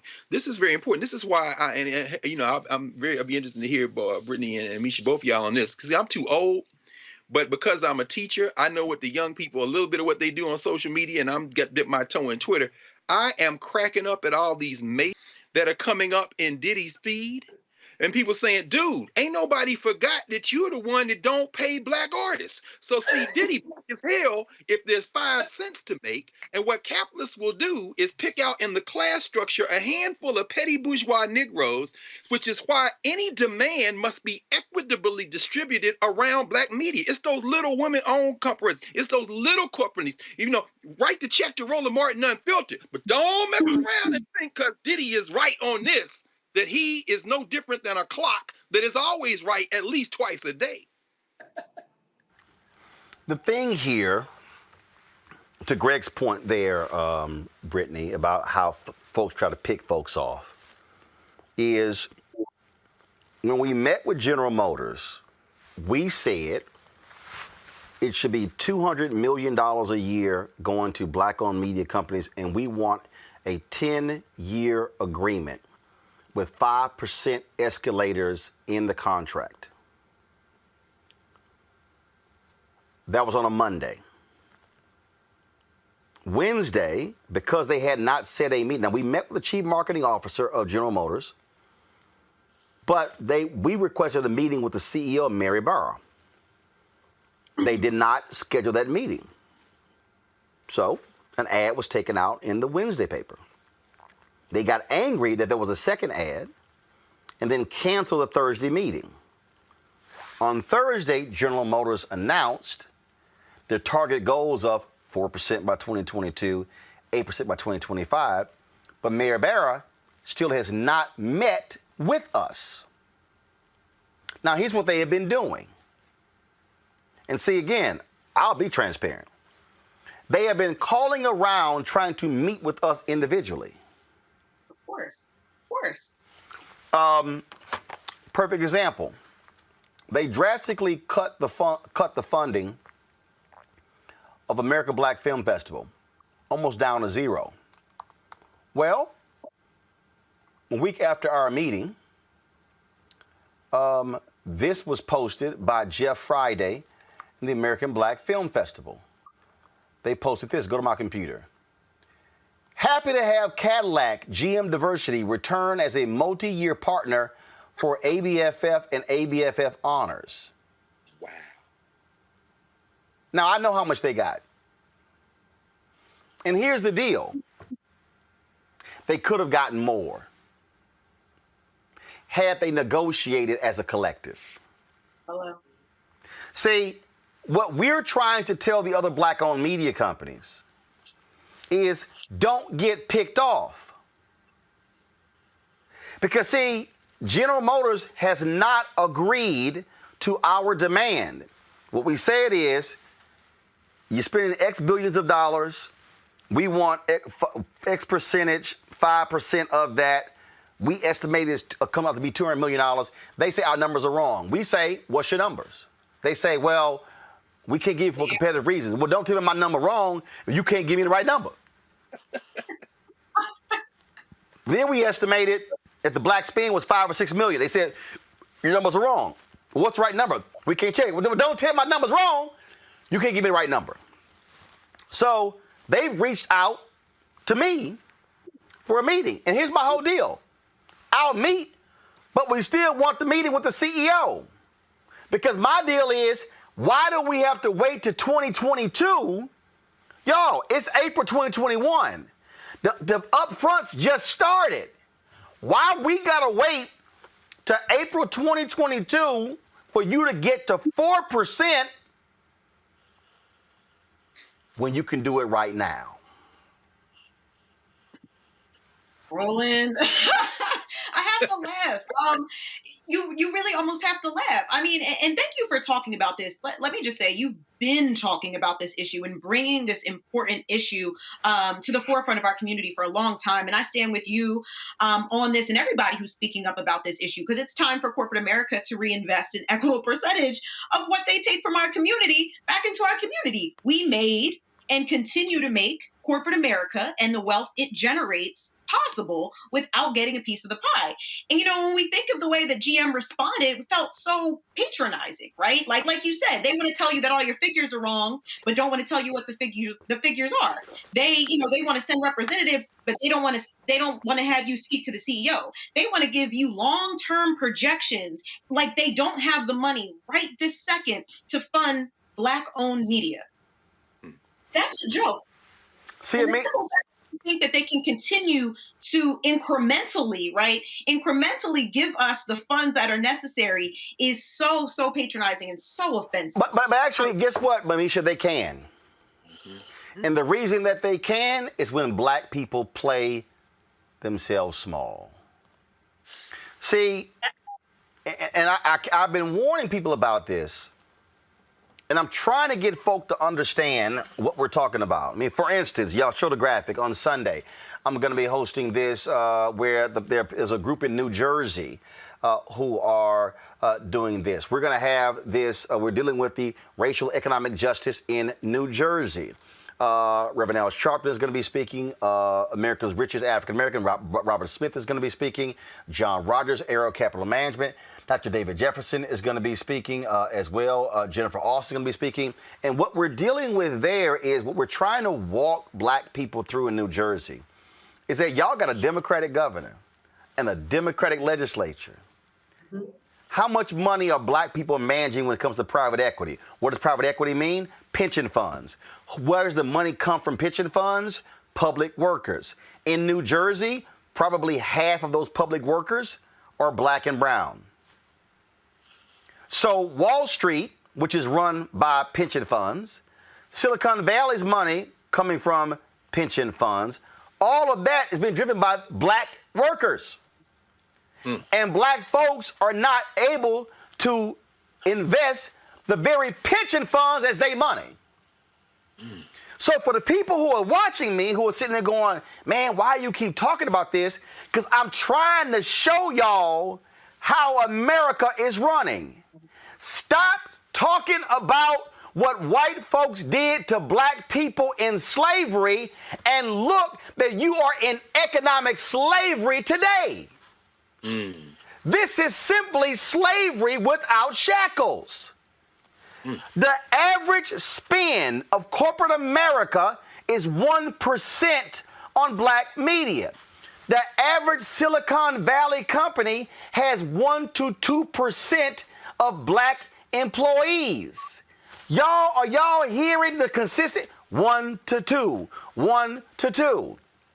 And so, what they do, Amisha, is they then say, let's go cut a memorandum of understanding with civil rights groups. And let me be clear, I have respect for our civil rights groups, but the NAACP ain't a Black-owned company. The National Urban League ain't a Black-owned company. NAACP Legal Defense Fund, National Action Network, Rainbow Push, I can go on, Black Lives Matter, Until Freedom, got respect for all of them, but not now one of them are Black-owned companies. So don't run out and cut deals with Black-owned, with Black civil rights organizations. Give them dollars for tables. If you invest in contracts for Black people, we can buy the own goddamn table. You're absolutely right, Roland. I think that you have perfectly laid out the roadmap of what we've seen for a very long time. This isn't a new strategy. Corporations have been doing this for a very long time. They have chosen to invest in tables, but also to get their name on the back of a policy document in a policy book that is handed out at said events for the Urban League, for the NAACP, for other legacy organizations. The frustration here, I think, and you again poise this well, is that the Black community has not risen up against it. You have been someone who has spoken about the need to have investments in Black media for a very long time. And I think that the more we see them kick the can down the road, the more that we see these large-scale organizations, these large-scale private sector companies who make a ton of money off of Black interests and Black people and exploit a lot of us, not only in the commercials, but also in the Black music that they use to drive the commercials and everything else that they're getting from our community, don't give back. And it's frustrating because I think that it has been framed as they're, helping in these incremental crumbs. Again, going back to these civil rights organizations. But also, you said something else that I think needs to be elevated. When you talked about the picking off of certain groups, what these companies do and do well is pit Black businesses against each other because they know that somebody is going to take the money. So they're going to have the calls, they're going to send out the emails, then they're going to list those few that did accept, because meanwhile, they are not trying to elevate to the amounts that they should be giving, the percentages that should be going out to Black media, but also other, Black small businesses and things like that. These are conversations they're not having because they're not trying. What they want to do is elevate and showcase, essentially, they want to elevate and showcase one thing. And that is a very small, very finite amount that they are giving out to these groups that they are preconditioned to do. They typically give to the exact same people every time. And those people will talk about them in grave terms and about how great they are. We've seen this again, time and time again. And now they're asking, Black people, Black voters are asking them not only to be more intuitive when it comes to stepping up against things like voter disenfranchisement, but also, where does the money reside? Why are you not investing in these small businesses? Why aren't you investing in Black people? Why aren't you investing in the engagement of our economy? Because it is important. It's one of those things, it is the key marker of the civil rights movement that is often forgotten about. We talk about education, we talk about voting rights, we talk about we talk about so many things engaged around what Dr. King spoke about specifically, but we don't often talk about the economic goals that we have yet to meet. That marker has not moved the needle at all since 1964. So I think that this is something that we really need to dredge down on and something that we need to hold these private sector groups accountable for. So let me speak to this right now because, again, some folk don't know who they talking to and they don't know what they're talking about. So I got some smart ass on YouTube call himself Truth Seeker. Economic slavery correct, so why isn't demanding reparations your number one agenda? Mr. Martin, you are speaking truth about none of these Black-owned companies, though fake corporate social activists. So, Truth Seeker, let me check your ass. Where are you going to get reparations from? The political process. How many votes do you need in the House? 218. How many votes are you going to need in the Senate? 60. Let's say the president vetoes it. How many votes you going to need in the House? 2/3. How many you going to need in the Senate? 2/3. You are trying to fight for reparations in a political system where you don't have the votes. I'm not deriding that. I get asked this question all the time. Why isn't reparations my thing? That's what other folk are focused on.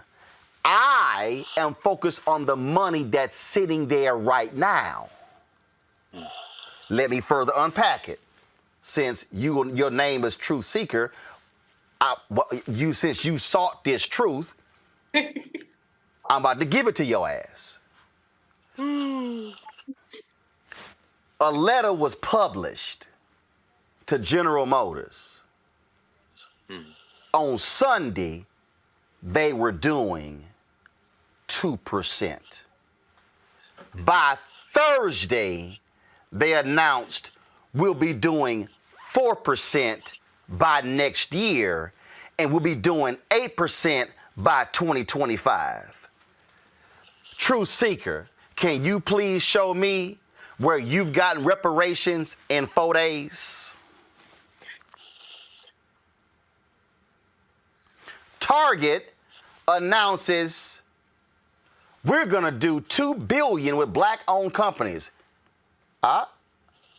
Ask yourself, wait a minute, did Target actually say specifically black-owned companies? Yes. Target didn't say minority businesses. Target didn't say people of color. Target didn't say black targeted businesses. Target said black-owned businesses. Why did Target do that, Truth Seeker?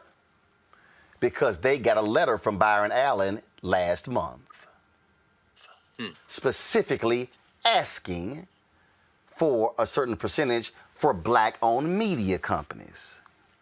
So, Truth Seeker, what I'm trying to get folk like you to understand is that when we are fighting economic slavery, there are different people who are fighting different battles. That's right. So when I'm hosting the event on Sunday, we are fighting for the pension dollars for private equity. We're fighting for the contracts. The same thing with the federal government. So, Truth Seeker, while you say reparations should be my #1 agenda, the federal government right now is spending billions of dollars. What we are trying to do is to get billions of those existing dollars, which can happen. It's called duality. It's called driving on multiple lanes on a highway down the road. There's a fast lane, there's a slow lane. I'm about what can we get right now. See, if everybody is in the reparations lane, who over here trying to get the pension money? Who trying to get the black advertising money? Who trying to get the architectural design money? Who trying to get the engineering money? Who trying to get the PR money? Who trying to get the construction money? Who trying to get the fiber optics money? Who trying to get the laying of lines money? See, some of y'all need to learn to stop playing checkers and play chess. Some of y'all need to learn how to play complex games and leave grown-ass people alone who are trying to educate y'all on really what's going on. See, while y'all sitting here playing games on the pension fund side, what you don't understand is that's where venture capitalists get their money to invest in companies. So here we are as black folk trying to convince the venture capitalists, why aren't y'all investing in black businesses when I'm going to go to the source of the money of the venture capitalist? Because guess what? If we can get a piece of that pension fund money, and black private equity companies are now investing the money, who now can fund black venture capitalists? Greg, I know you the professor, but sometime we got to go to school with the folk who don't quite know how everything works.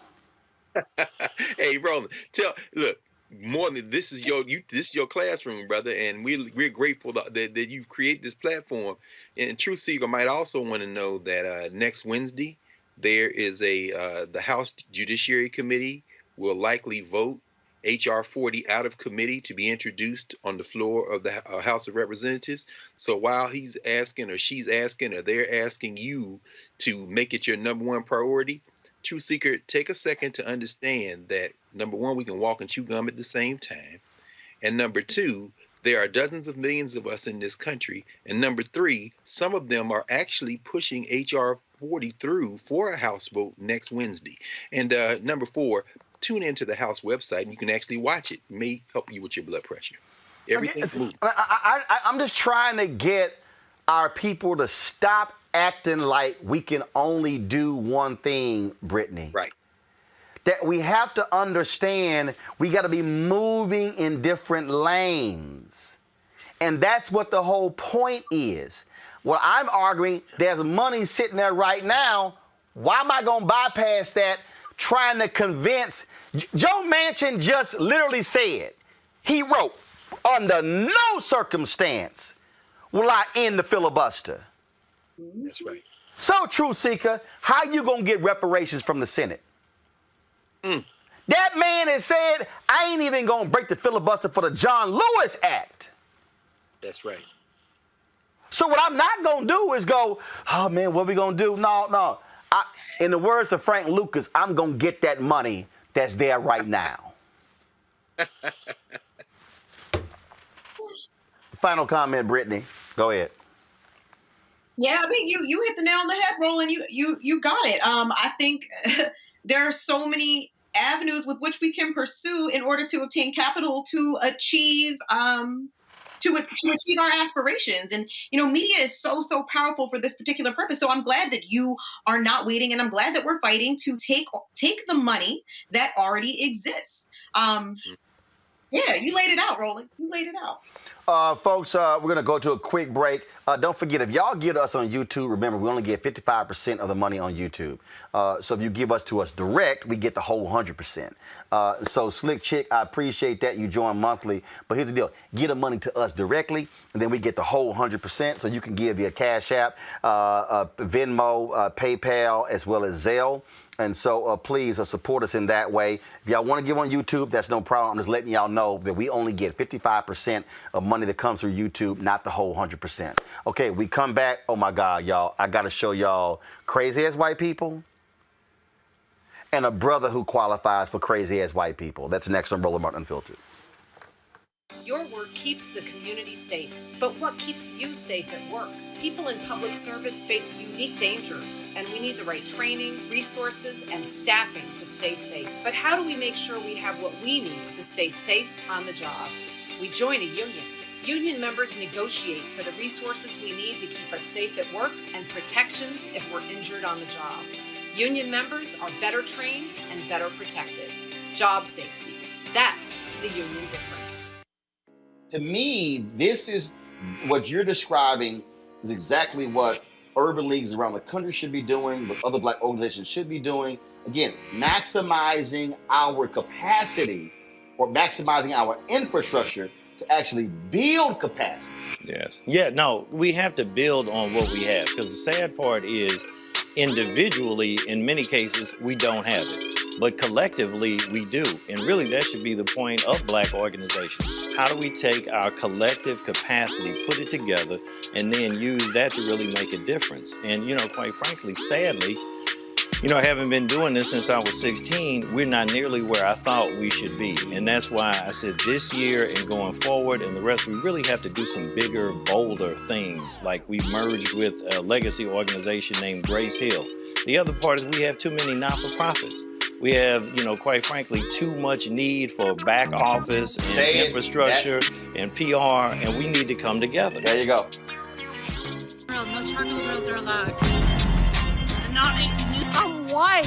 I got you, girl. Illegally selling water without a permit On my property. Whoa! Hey! Give me your right. You don't live here. I'm uncomfortable. Ooh, y'all want to see a racist white man who's a legislator? This guy right here, South Carolina State Representative. Oh, he catching hell for not only his vote against South Carolina's hate crimes bill, named after State Senator Clementa Pinckney, one of the Emmanuel Nine, but also his reason why.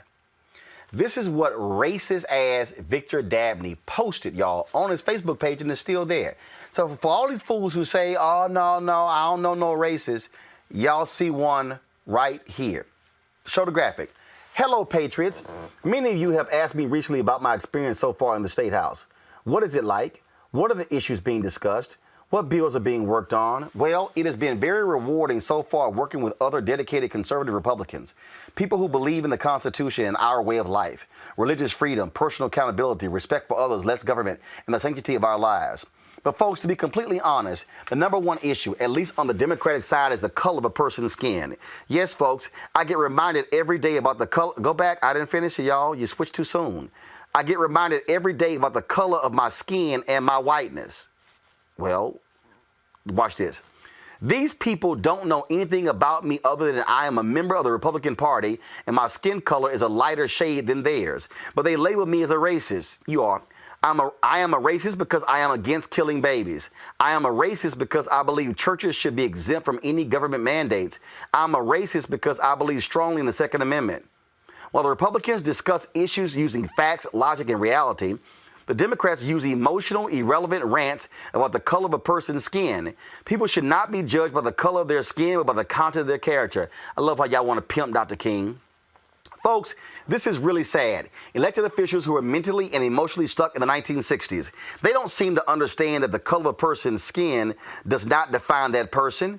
But to them, the Democrats, it's all about skin color. Even now, as I write this letter, I feel somewhat sad and even a bit ashamed for the people of this state.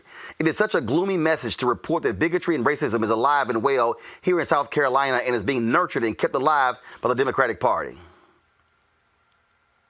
Okay, go to the next slide. Y'all have it?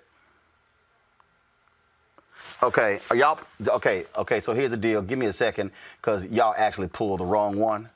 That's the wrong Facebook post.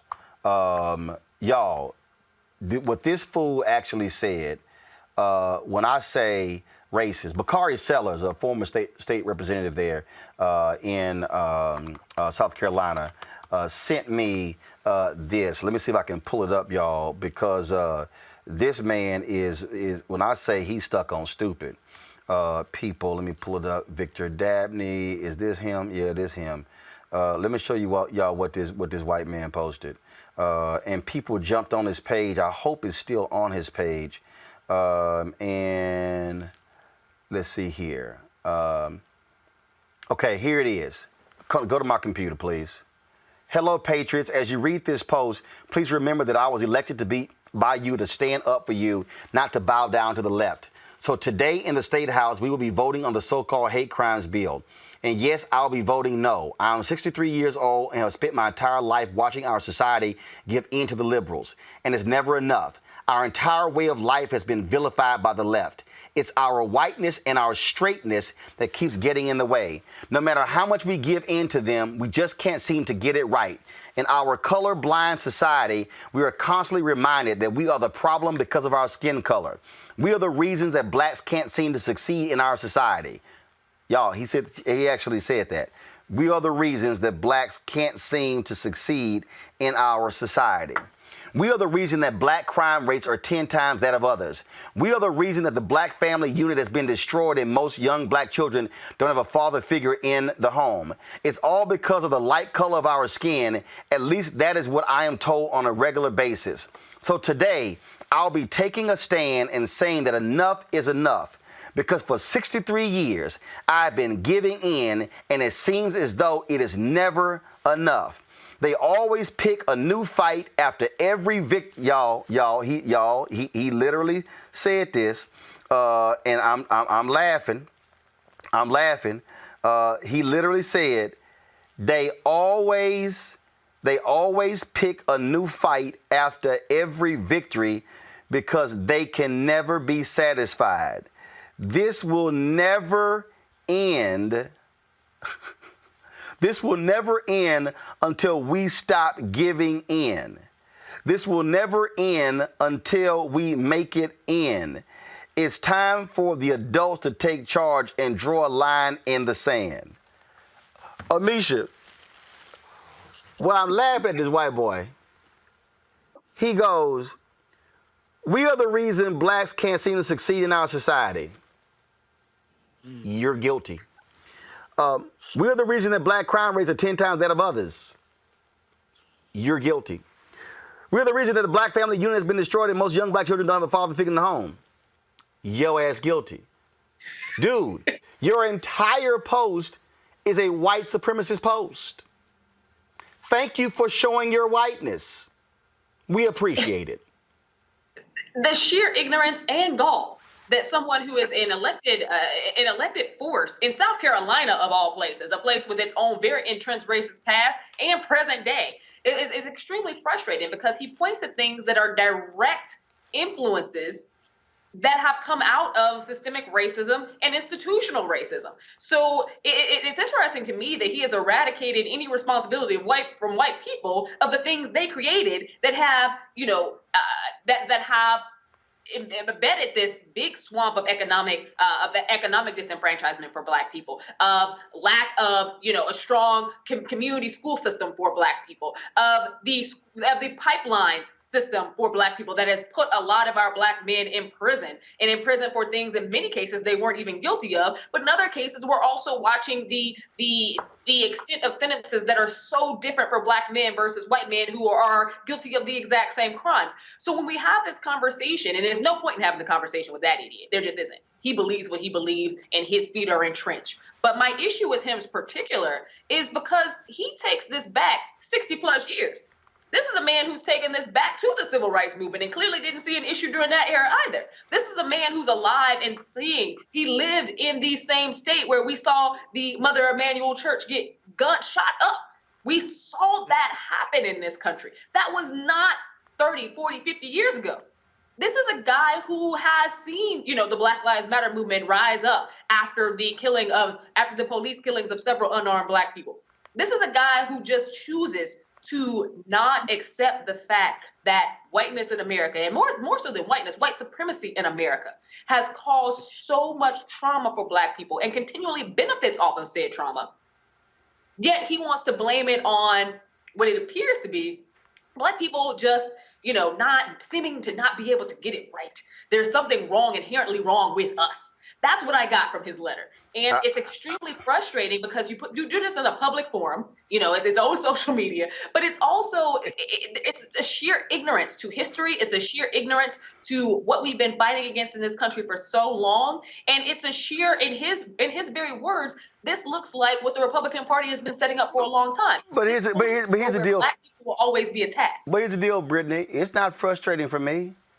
This is a white supremacist saying, I am a white supremacist, damn you black people.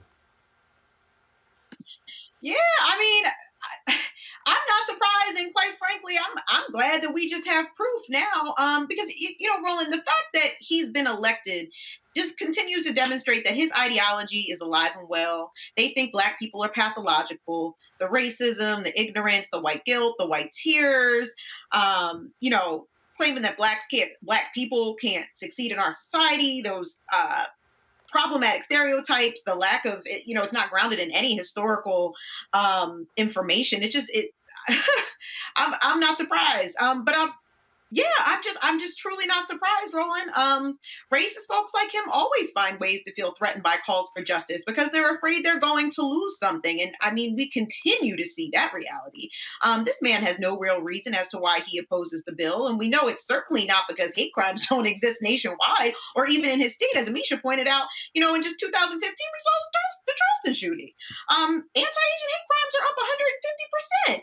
We've seen all types of things that indicate that race is real, that all the issues that he claimed are in fact related to, white supremacy and all of the racist institutions that they put in place since our arrival here. But I'm in no way surprised. I'm just glad that we know who he is so we can work and get him out of here. Hey, Greg, I keep saying, these white folks are these racist white folks are so emboldened in the world of Trump. And look, they just making it easy to point them out. No question. Well, it's unanimous tonight, as we would expect it to be. We're all in agreement. We're grateful. For me, having been born and raised in Tennessee, it's always those first 10 words of the white national anthem. Oh, I Wish I were in the land of cotton. Oh, Vic Dabney from Sumter, South Carolina. The Battle of Fort Sumter, the first battle in the Civil War. Oh, Vic down there in South Carolina. We understand, brother. You wish you were in the land of cotton. And in them next 6 words, the old times there are not forgotten. It's all slipping away, ain't it, Vic? So, Vic, when you say that, we won't be satisfied, you're damn right. As you said, when Vic says, every victory, we've conceded every victory, which means, as you say, Amisha, he's not only talking about the 63 years he's been on the planet, he's basically saying every law that broke the back of white supremacy, I would have opposed had I been alive. Every one of these victories. I wish I was in the land of cotton when I could have made Robert Smalls and Septima Clark and all them Negroes on the Sea Islands go out there and till my field. That's why they fought in the place I was born, South Carolina. I wish I was in the land. What is going on? What the hell is going on? And so, this is the pus. This is the sickness as white nationalism dies. And ultimately, anytime you hear the word colorblind, that means whiteness, because the power of whiteness lies in its invisibility. So I'm glad that the team, Roland, finally posted, showed that other Facebook post as well. Because when they say our way of life, forget anything they say after that defining it. What they mean is, I will defend whiteness until I die. That hit dog hollered. And guess what, dog? You're going to get hit again. Well, speaking of a hit dog hollering, or let's just say a dumb damn dog, watch this fool, so-called civil rights attorney Leo Terrell, speaking on the White Supremacy Network. With Senator Kennedy. And I'll tell you right now, he's spot on. Let me be clear. I have spent 30 years of my life as a civil rights attorney. There is no systemic discrimination. There is no institutionalized racism in America. Jim Crow ended with the Civil Rights Act of 1964 and the Civil Rights Act of 1965. Joe Biden is lying from the Oval Office. That's why he is constantly lying about this and is hurting people. Race is an issue that divides this country. And Harris, I've been saying this all for the last couple of weeks. Why is he doing this? And I think it's to not only divide this country, but to distract this country from the disaster at the border, and also how he and the other Democrats are trying to bankrupt this country by spending more tax dollars, because there is no racism, systemic, institutionalized, Jim Crow at all. One final point. You have a black mayor. You got numerous. Look at this panel right here. Look at this panel. We have diversity in this country. Jim Crow died in 1964. Which one of y'all want this first? There's just so much there that's wrong. I mean, you can point to Jim Crow in education. You can point to it in criminal justice. You can point to it in voting. You can point to it in every system of progress, housing, every system, the inequities in our healthcare system.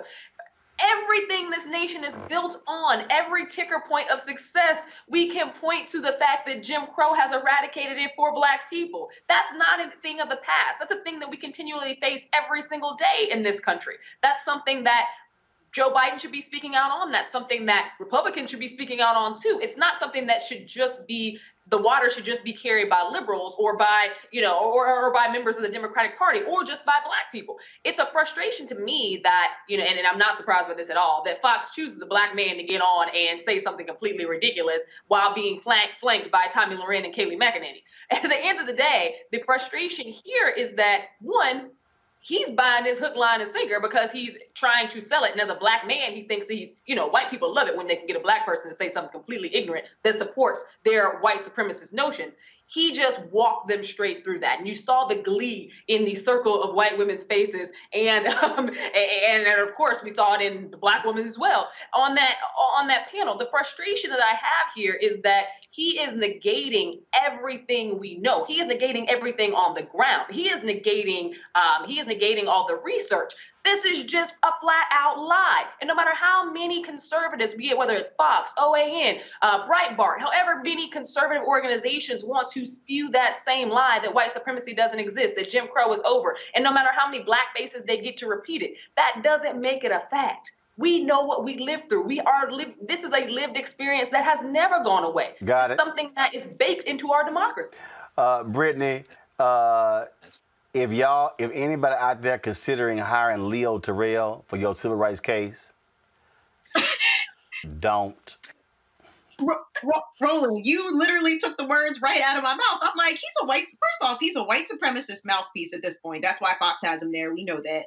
I'm convinced that he's just there to collect a check at this point. And it must be from his fallout with the national organization a while back, because I'm looking at this man's background. I'm like, so you don't believe that there's a racial issue in this country at all, but yet for the greater part of your career, you've been, part of the EEOC, a member of the statewide commission against hate crimes. You've done pro bono work for the NAACP. And then all of a sudden you decided to switch to the Make America Great Again party and become a Fox News contributor. What in the world happened to this man? What happened? When did he lose his senses? Is it about the money? Because we know it's not truthful.